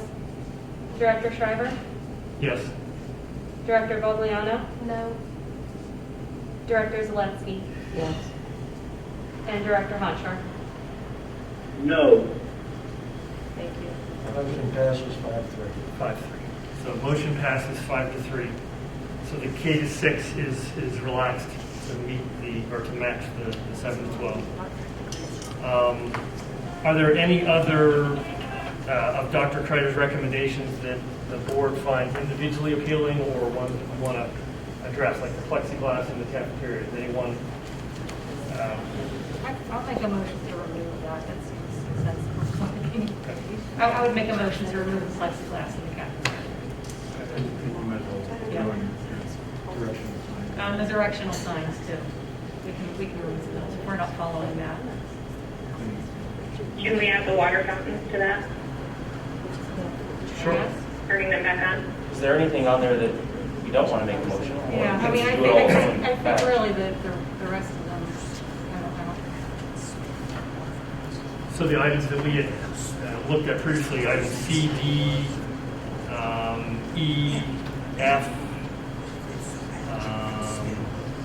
But we do that for C, D, E, and F. That. Chris, do you mind modifying your motion? Yeah, let me, okay, so I'm making a motion to remove the plexiglass, turn the water fountains back on, remove the directional arrows, And eliminate the. and just stop the daily log of leakage. Okay, is there a second for that motion? Second. Moved and seconded. Does every board member understand the items C, D, E, and F that have been in that, and any questions or comments or feedback? Those remote, did you hear the motion on the table to remove plexiglass, eliminate directional arrows, eliminate the logging, and turn the water fountains back on? Yes, thank you. Yes, I understand.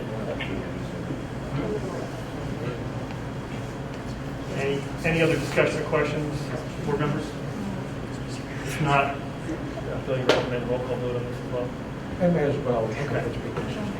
So, Ms. Lloyd, would you mind doing a roll call vote for this item, this motion?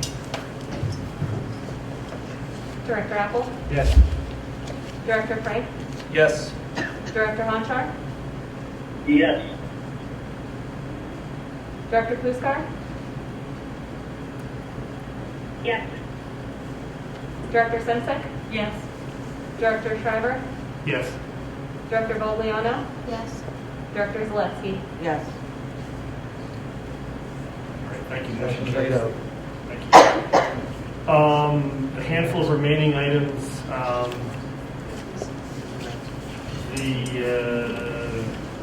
Dr. Craig's recommendation to use PCR tests from accredited agencies when determining quarantine status,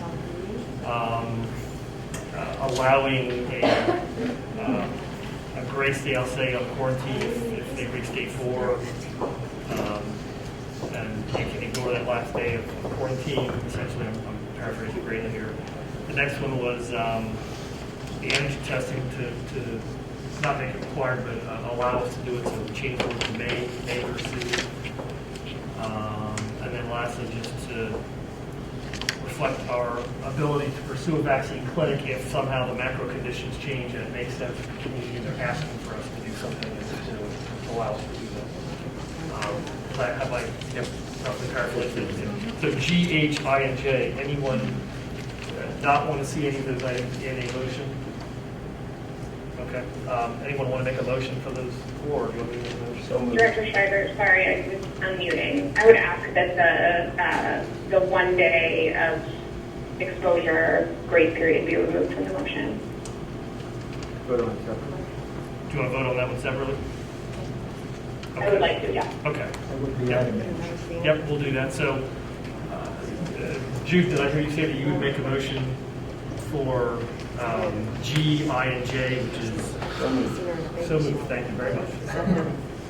Moved in the hair second over here? Second. Thank you. So to clarify, the motion on the table is to G, I, and J, which is only consider rapid testing, PCR testing from accredited agencies when doing quarantining. Perhaps softening the pursuit of antigen testing. And then the last one was retaining the ability to do a vaccine clinic if at some point in the future that becomes relevant. So that's the motion on the table. Any discussion, any clarifications, any questions?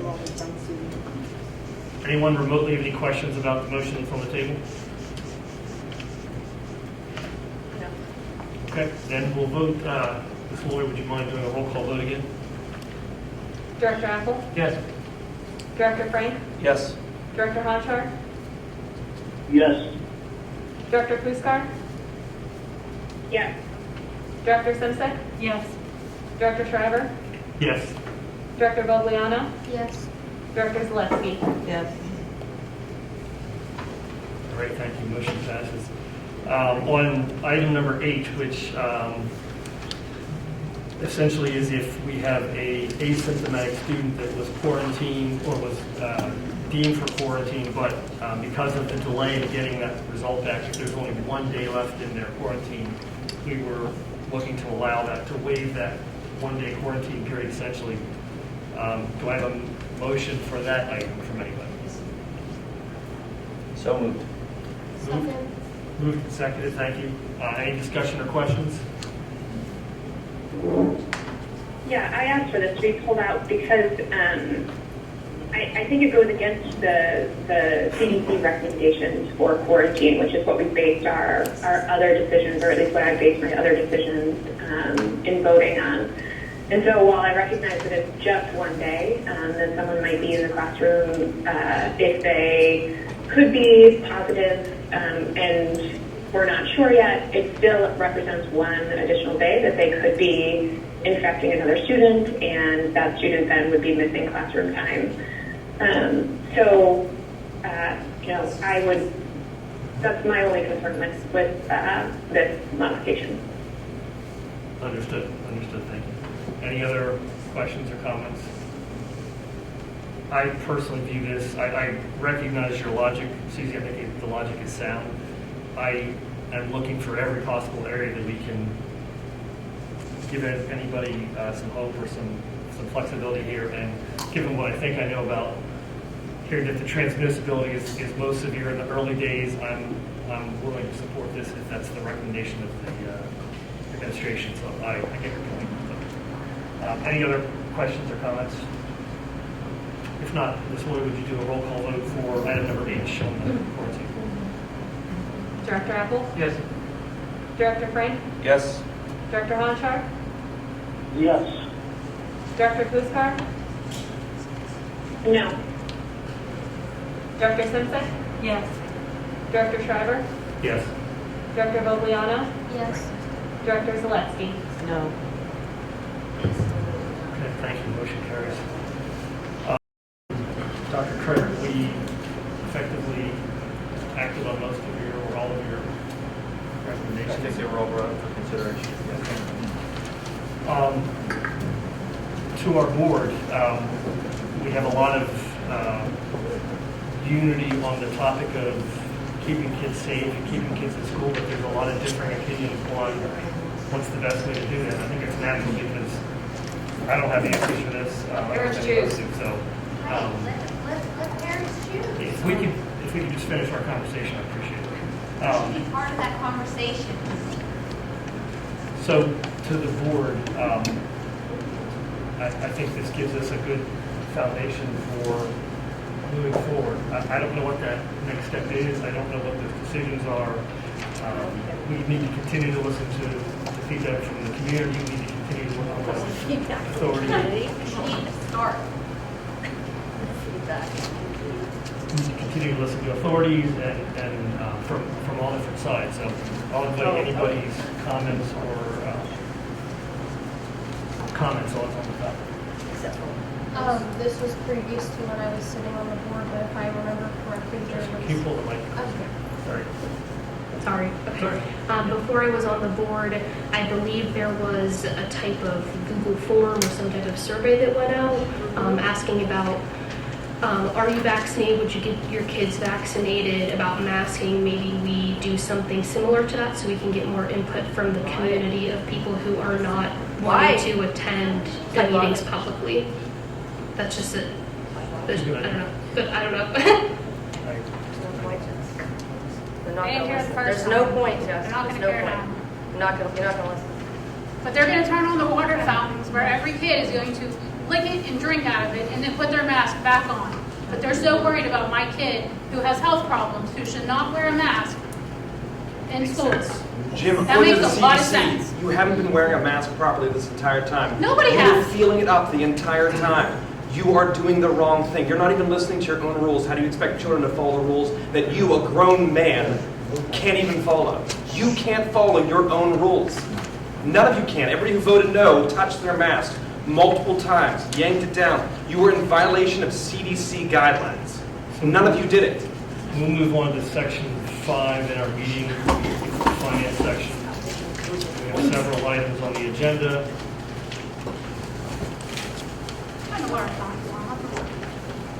Items 1 through 6. I'll entertain a motion to approve the following. Number 1, the following reports as reflected in the January 2022 financial reports, which is the financial report summary.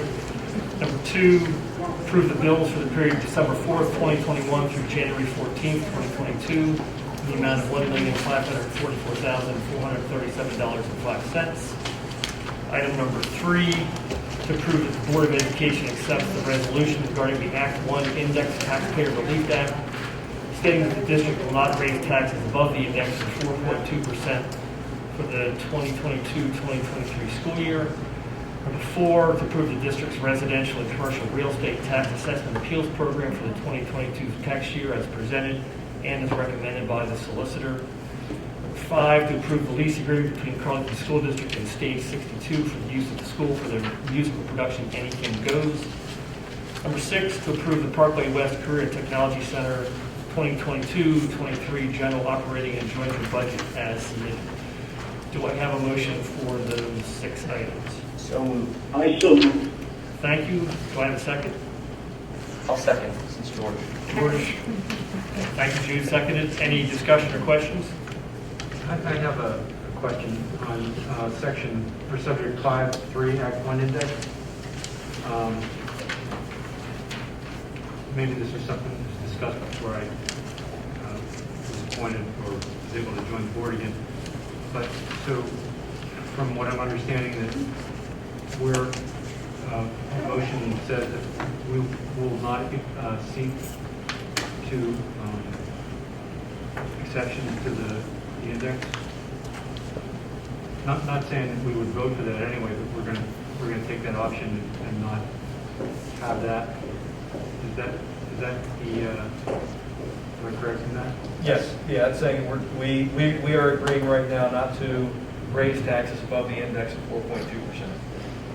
Okay, so what does that mean in terms of like timeline and budget and that sort of thing? Kate, can you help me out with that? Sure. Basically, what that does is it takes away the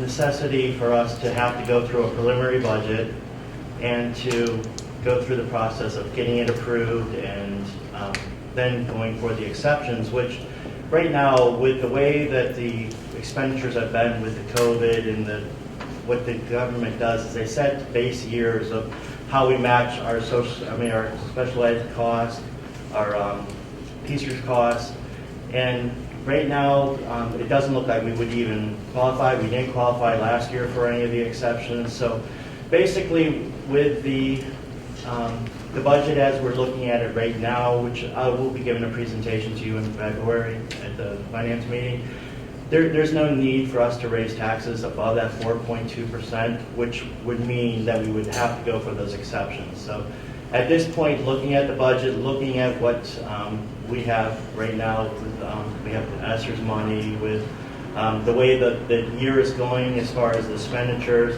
I feel really comfortable that there's no need to go through that whole process. And basically what we're doing as far as the timeline, we're actually moving the timeline up where we're going to attempt to get the budget passed by May instead of going into June with not having to do this step. So we'll explain it again. I can go over the timeline, or actually I'll send you the timeline that we discussed. I believe it was in December. Well, no, that answered my question, because in the past, yeah, like you said, we had the proposed preliminary budget or something like that. That's correct. Right. We basically have to put together a budget which is not even close to really the final budget, just to show the need that we need to raise taxes above that 4.2% to balance our budget. Right, and just to be clear, I'm asking the question not because I have this sense that we need to. Right. It's just that, I wanted to make sure that we didn't take an option that we might need to exercise. You're saying that you're not seeing that. Just looking preliminarily, we can run numbers, and it doesn't look like we would qualify for any addition, or with the exceptions. So it really is futile not to, just to go through the process. So okay, thank you. And I'll add one thing too, because the other thing we look at is the 5-year forecast, and we've got that big hump that we need to get over. So we did look at, even if we don't need it necessarily balance the budget, is there a scenario where we might actually need to raise higher? And we don't have a scenario where we would need to do that, even looking out 5 years, because we can, balance it out as we're approaching. So there's not the short term and even the long term concern, which shouldn't be necessary. It's something we can manage. Does that make sense? It does. But that's not saying that a ton of extra money just sit around. No, we don't. It's like we're not going to have to exceed the index all the way to the hump. We can manage it under the index, is what we expect. Thank you. Any other comments or questions? If not, we'll vote on section 5's items. All those in favor say aye. Aye. Opposed, nay. Aye. Opposed, nay. Motion carries. Thank you. Under section 6, we have quite a few items, so how about we split it up? I'll entertain a motion to approve items 1 through 8. Number 1, to approve the resignations and additions to the 2021-2022 activity supplemental list with resignations and new sponsors as submitted. The stipend for supplemental position holders is contingent upon completion of the full school year and will be prorated in the event of a short or canceled season due to unforeseen circumstances. Number 2, to approve the additions to the 2021-2022 athletic supplemental list with new sponsors as submitted. Stipend for supplemental position holders is contingent upon completion of the full school year and will be prorated in the event of a short or canceled season due to unforeseen circumstances. Number 3, to approve the leaves of absence for employees number CFT 2122-10 and SCA 2122-11. Number 4, to approve the retirement of biology teacher Maureen Berlingeri, effective January 21st, 2022, for the terms of the settlement agreement and release. Number 5, to approve the letter of intent to retire submitted by Class 3 Nurse Assistant Jean Byerly, effective February 21st, 2022, and consistent with the terms of the Secretariat Cafeteria Aides Collective Bargaining Unit Agreement. Number 6, to approve the resignation of Jane Carr as general food worker effective January 14th, 2022. Number 7, to approve the resignation of Eve Adamson as life skills autistic support aide effective January 17th, 2022.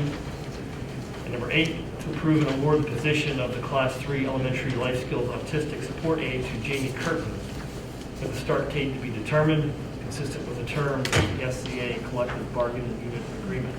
I have a motion for items 1 through 8 under section 6. So moved. Second. Moved and seconded. Thank you. Any discussion? Jim, I have a question. On the resignation of Mrs. Byerly, did I hear it's a retirement or resignation? That is a retirement. Okay, thank you. You're welcome. Any other questions or clarifications? If not, we'll vote on items 1 through 8. All those in favor say aye. Aye. Aye. Opposed, nay. Motion carries. Thank you.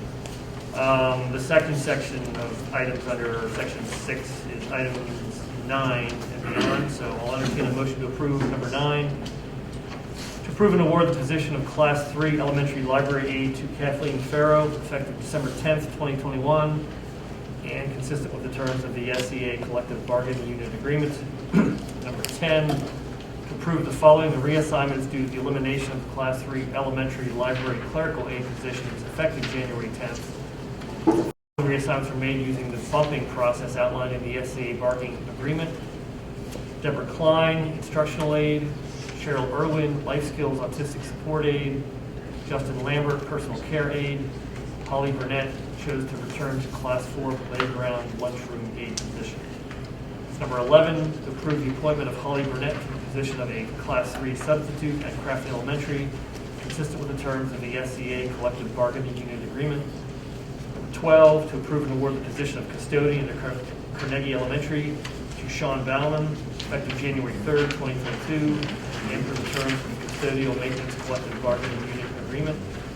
Number 13, to approve Megan Thomas as pupil services secretary, with the start date to be determined for the terms of the SCA collective bargaining unit agreement. Number 14, to approve Heidi Peck to the position of lunchroom playground aide at Craft Elementary, effective date to be determined, consistent with the terms of the SCA collective bargaining unit agreement.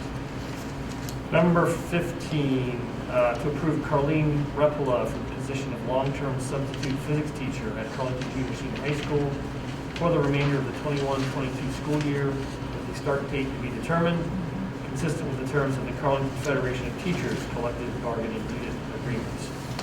Number 16, to approve Emily Brozovic for the position of long-term substitute teacher at Carnegie Elementary, effective January 10th, 2022, consistent with the terms of the CFT collective bargaining unit agreement.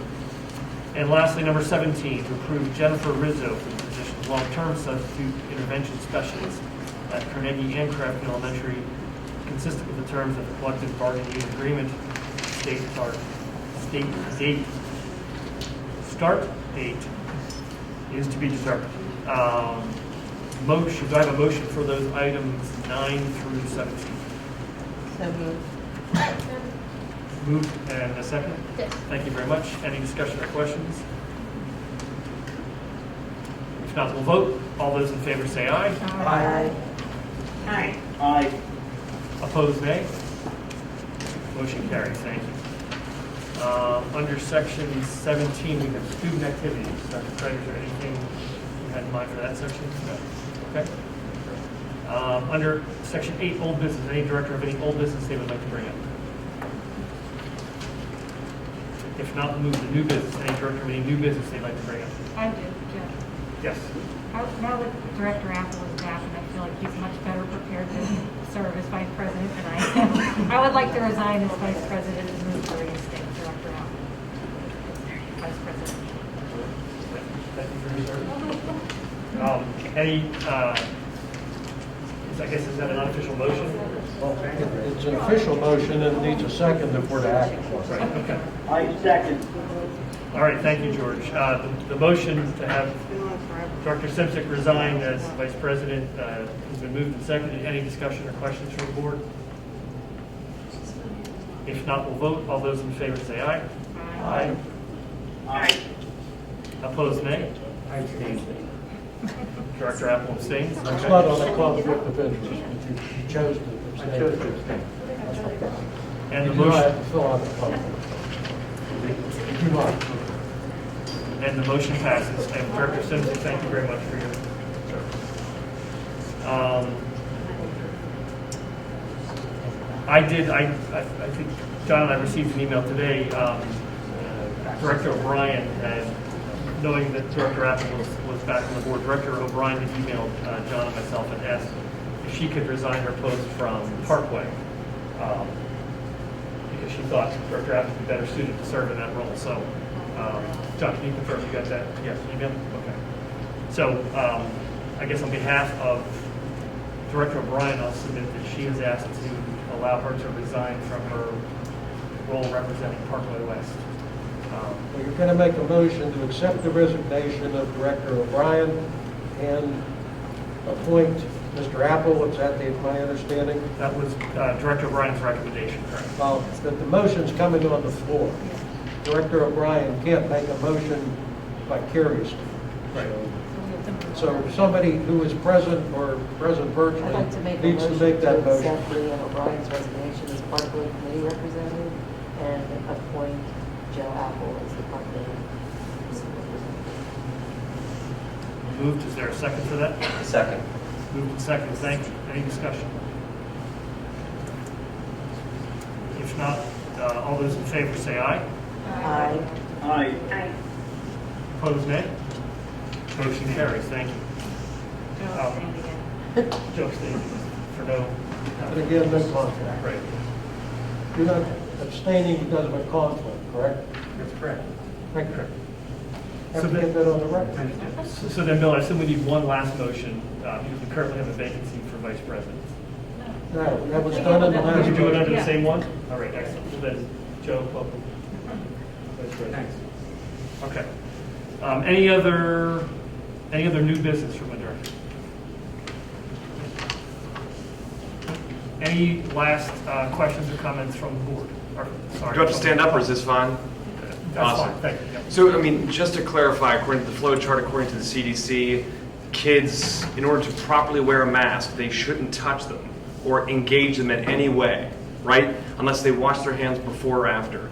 I want you to clarify right now that you voted to keep masks, that you are holding children to a standard that you, in this meeting, and Kelly, you in this meeting, and everyone else who voted no, couldn't hold yourself to that same standard. Is that correct? I agree that I touched my mask. Yes. Did you wash your hands before or after? I washed my hands before the meeting, but not. But not during and not, okay. Do you acknowledge that you're not wearing a mask properly? According doing to the best I CDC, you shouldn't touch it without washing your hands before and after. Do you openly say that you were not wearing your mask correctly? The answer is yes. Just say yes. Own it, Jim. I'm not familiar with the letter of this. Would you want me to show you? Hold on, we're not, this is not a question and answer situation. No, I would advise you're the giving board Jim not a to chance answer to this gentleman to that's made a actually comment. stand up and do Excuse the me, right sir. thing. I'll let Okay, you Jim, finish, but let me you are a finish my leader, answer. you were elected by the people. Okay. This is your chance to take ownership of this. Just say yes, Jim. I'm advising the board not to engage in a debate and answer questions back and forth. Mr. Shriver, that's my advice to the board and to you personally. I understood. Jim, I would just like to say one thing. I understand that you guys are in a really difficult spot. This is hard for you to make everybody happy. That's really not the job of the board.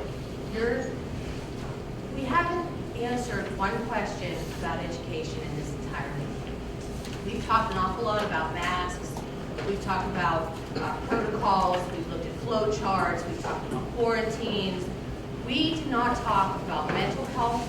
We did not talk about how are we accommodating children that you're blocking from the school. They're not being given access to education. There has been no mention of what are you going to do to accommodate those kids who are falling behind in classes because of these guidelines. I mean, somebody at some point should talk about education. I think the entire board and the administration is very sensitive to the fact that we are all, on one level or another, being affected negatively by the pandemic. And for some, the masks are a huge accelerant of that anxiety and whatever else. So the district is very much sensitive to mental health concerns. Dr. Kreider just voiced an opinion that he would like to share our current approaches to mitigating mental health issues at our next meeting. It is not gone unnoticed. Any individual family that feels that their child is suffering exceptionally from this, continue to reach out to the district. If you don't feel you're getting a meeting quickly enough, reach out again, be persistent. What do we need a meeting for? My pediatrician says, take the mask off. Right. That's the end of the story. That's right. Take the mask off. Stop harassing me and my family because we have different views and you guys hold the power. Let me alone. Let my kids have their education in a brick and mortar building where they belong with their pediatrician's recommendations. You don't know it. Mr. Kreider doesn't know it. Nobody here can tell me that you aren't harming my children. You're forcing harm on my kids every single day. Yep. Yep. You are hurting children. Yep.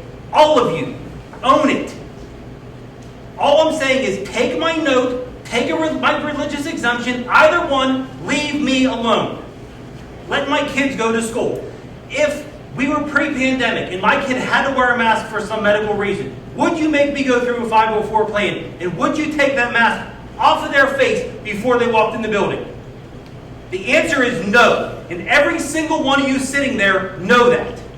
You're harassing us because my child is being harmed by something and you're okay with that. And it's long-term harm. I'm still dealing with it with my oldest. She wanted to come tonight to talk to you, and I told her no. I didn't tell her to. I said, no, I don't want you coming because it's no point, Vivian. They don't care how you feel. They don't care how it's affected your life. It does not matter to them how their choices have affected you. Does not matter to the superintendent. Doesn't matter to any of them. We can't even look up while we're talking. No. Like, it's With respect, look at us while we talk. like the 50. You have no policy to stand on requiring 504s. You don't. You simply don't have in there. We have exemptions. A 504 needs you to make significant medical accommodations for my child. What accommodations are letting them breathe free air, which is a PA constitutional right? There are no accommodations. It's because it does not fit your viewpoint. That's right. That's the problem. You're harming my child every day because it doesn't fit your viewpoint. Take something. I've given you 2 forms of asking for an exemption. Take one of them, leave me alone, let my child go to school, unharmed. That's all we ask. And that's the problem is it's been 11 days, 11 school days. A month for us, over a month. And nobody cares. I get what state or federal require denying a religious exemption? Right. There are none. Where is it? That was in your letter, Mr. Kreider. Yes. Please cite to me what state or federal law. There isn't one. Or your own policy? I don't know. Because you don't You have. have no legal background. You have no legal backing to harm my child any longer. I do not consent. Their pediatrician does not consent. I want to end with a hot tip for the board members who vote against parental choice. One, do not post pictures on Facebook of you out and about in large gatherings with your family without masks on. Two, don't go out in public in large gatherings without masks on because the public is going to see you. We know about it. So if you're going to force my kids to go through the 6+ hours a day, you better damn well wear that mask when you're out in public. When you're playing soccer, Lead by example. Are there any other comments? Are we going to get an apology for the damage you've inflicted on my daughter? And yeah, I do want an apology. I do. Because we're still dealing with it. She won't even go to youth group because of your policy. Do you understand? We're still dealing with it. She's still dealing with it. So when you can just say, oh, well, it's just the nice thing to wear the mask, you have no data. That is giving you data, but you have no data to back up this policy at all. None. The Allegheny County Health Department may be telling you what to do, but out of the other side of their mouth, they have not enforced an indoor masking mandate. So they must not really think that what the CDC is saying is really that bad, or we'd have an indoor mask mandate for the entire county. There is none. So why is it when my husband works a Penguins game, he has to mask on camera, but the other how many thousands of people in the arena aren't masked? This is ridiculous at this point. Like, it makes no sense. And like in terms of like mask optional, we're in the minority in the state right now in terms of like having a mask mandate. And the county. And the county. Most other school districts have a mask optional policy that respects religious, strongly held beliefs, which we all have because we've all submitted that, and medical exemptions. Like, we've done everything we can to be able to have our religious beliefs respected by you. Legally, we have the law behind us, and you don't have any policy to stand on. I mean, seriously, could you imagine if I did my job this way as code enforcement officer, went around the borough making stuff up and saying it's my interpretation of what the ordinance says? I have to cite every single thing I do, or I can't do my job. You don't have any policy to stand on to require this family, or us to have a 504 plan or not permit a child to come into school. And every day you make those kids masks, you're screwing with their heads because their doctor and their parents tell them not to wear a mask. Then they walk in the door, you wait till they come through the door, wait till the parents leave, then you make a mask. And the whole day, they have to deal with the fact that they know they're not supposed to wear it, but the adults they're supposed to respecting it, they're telling them to wear it, and this screws with their heads. And you don't care. You obviously don't care because you don't address any of our issues. Not in emails. You can tell, solicitor, you can tell them not to engage here in the meeting. That's fine. They don't engage me in the emails either. They don't engage me when I've asked them to personally sit down with me and talk to me about it. I get no engagement as a resident. I've offered my cell phone. Everyone knows where I live. I don't care. If any of them would like to talk to me about it or talk to Vivian about it and what you've done to her, that'd be great. I'd appreciate it. But I get no responses in email. I get nothing. So if we're frustrated, it's because, we vote, we come here, it's like I might as well talk to this wall. I email, I might as well talk to this wall. I mean, it's like there's no response. And you're forcing the staff to do things. Like, my kids, Lizzie comes home every day and tells me who she saw at school that wasn't masked. Every day. She makes a mental note of it. Okay, so I know every day staff's not masked. I know that not everybody believes in this. And then you're making your staff complicit in something that they may ethically not agree with. So you're implying them and you're making them do stuff that they don't want to do by forcing kids to mask that have medical exemptions. Is there anybody else that... I'm done. I'm just saying, you have no policy and you have yet to cite any to us. We do have policy. Okay, 103 of 1, what is it then? Where does it say that a parent has to take a 504 plan or their child cannot attend school? Where is it? Doesn't exist. Yeah, we sent an email every day, got nothing. There's no policy. There's no, I've looked through the policy.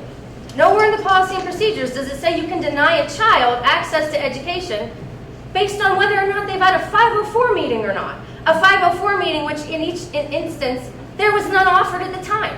It was like this indefinite, nebulous, oh, well, you can't come unless your kid's masked. No, it causes her face pain or makes it hard for her to breathe or whatever. We don't care. You have to have this meeting. Oh, and we're not going to return your calls and schedule the meeting. And then we're going to make you go through all this.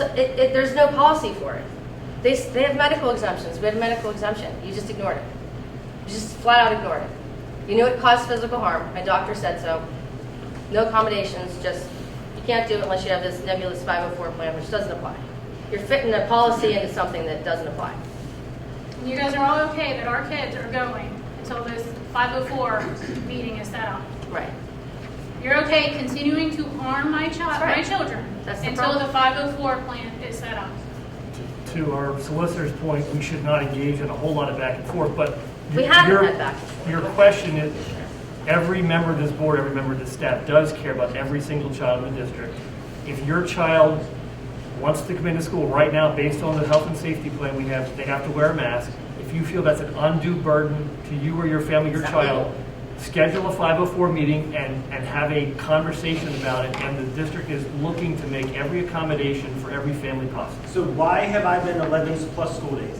We can't schedule a 504 meeting per your staff until they've done observation, until they've consulted with. No, take my note and leave me alone. Leave my children alone. Like Simple as that. Montour just takes the medical exemptions. They don't require 504s. If you're so worried about the liability, which is what this comes down to, you're afraid someone's going to get infected and then sue you, I get it. Then have a waiver form that these families can sign in addition, saying that they'll take on all the liability, not the district. And if they get somebody sick, it's their fault, and then you're free of it, okay? But like, districts, not all districts act this way. You are choosing to make this difficult. Like, there are districts around us that don't do this. They just take the medical exemption like they would for a sprained ankle. Done. There's no 504 plan. Like, if the doctor says the answer is to take the mask off, why do you need a 504 plan for that? Why? Because I'm going to tell you, if a parent's gotten to the point where they have to take their kid to a doctor, it means you're not addressing the situation. I can tell you that was the case with Vivian. I can tell you that. I got to the point where I'm like, well, okay, they ignored my religious exemption. I'm going to take her to a doctor because it's physically hurting her face and causing her anxiety, and they're not doing anything about it. Then I get the medical exemption, get in line with the illegal mandate, and you still refuse it. So it's like a lose-lose for every family here because you don't respect our rights whatsoever. Is there anybody else that has a question or concern? If not, I'd like to turn to the board. I do want to say one thing. Okay. I mean, it has to do with masks, but it's also, if this virus is so harmful to children, why are the teachers asking for hand sanitizer, Clorox wipes, and Kleenexes? If it's that bad, the teacher should never, ever have to ask for that kind of stuff. And why are we turning, I mean, if this virus is that harmful to our kids, that you guys have to put a mask on them, why are you opening up these water fountains? Reasons. My personal belief is that water fountains aren't a problem. So the recommendation from the administration is to open it up. And again, I'm looking to make as many accommodations as I can, and I think the board's in the same boat. So, But again, why are these teachers asking? if you prefer us to shut down water fountains, sanitizing. Hand washing would be the best. If this virus is so harmful to our children that you are making my kids who have medical exemptions to continue to wear a mask, not one teacher in this school district should ever have to ask for hand sanitizer, Clorox wipes, Kleenexes, and there should be air purifying machines in every single room. I agree. And we have the facilities directors put air purifying equipment in the entire district, and every staff member has access to all of the sanitizers and wipes and disinfectants. They obviously don't, because they have a wish list in the beginning of the school year, and then they have a wish list halfway through. And They're still asking they are for it. still asking for these things. This district got. Yeah, I'll discuss that then. We have plenty of resources in that regard. They should not be asking our community and our parents for that equipment. And the masks that you do supply are a huge joke. Did you see the piece of paper that comes in that little Not cylinder? for medical purposes. Yeah. So if there's no other public questions or comments, I'm going to turn to the board for open forum. Board members, any other final questions or comments for open forum? Nope. Then I'll entertain a motion to adjourn. So moved. Moved and seconded. Thank you. All those in favor say aye. Aye. Opposed, nay.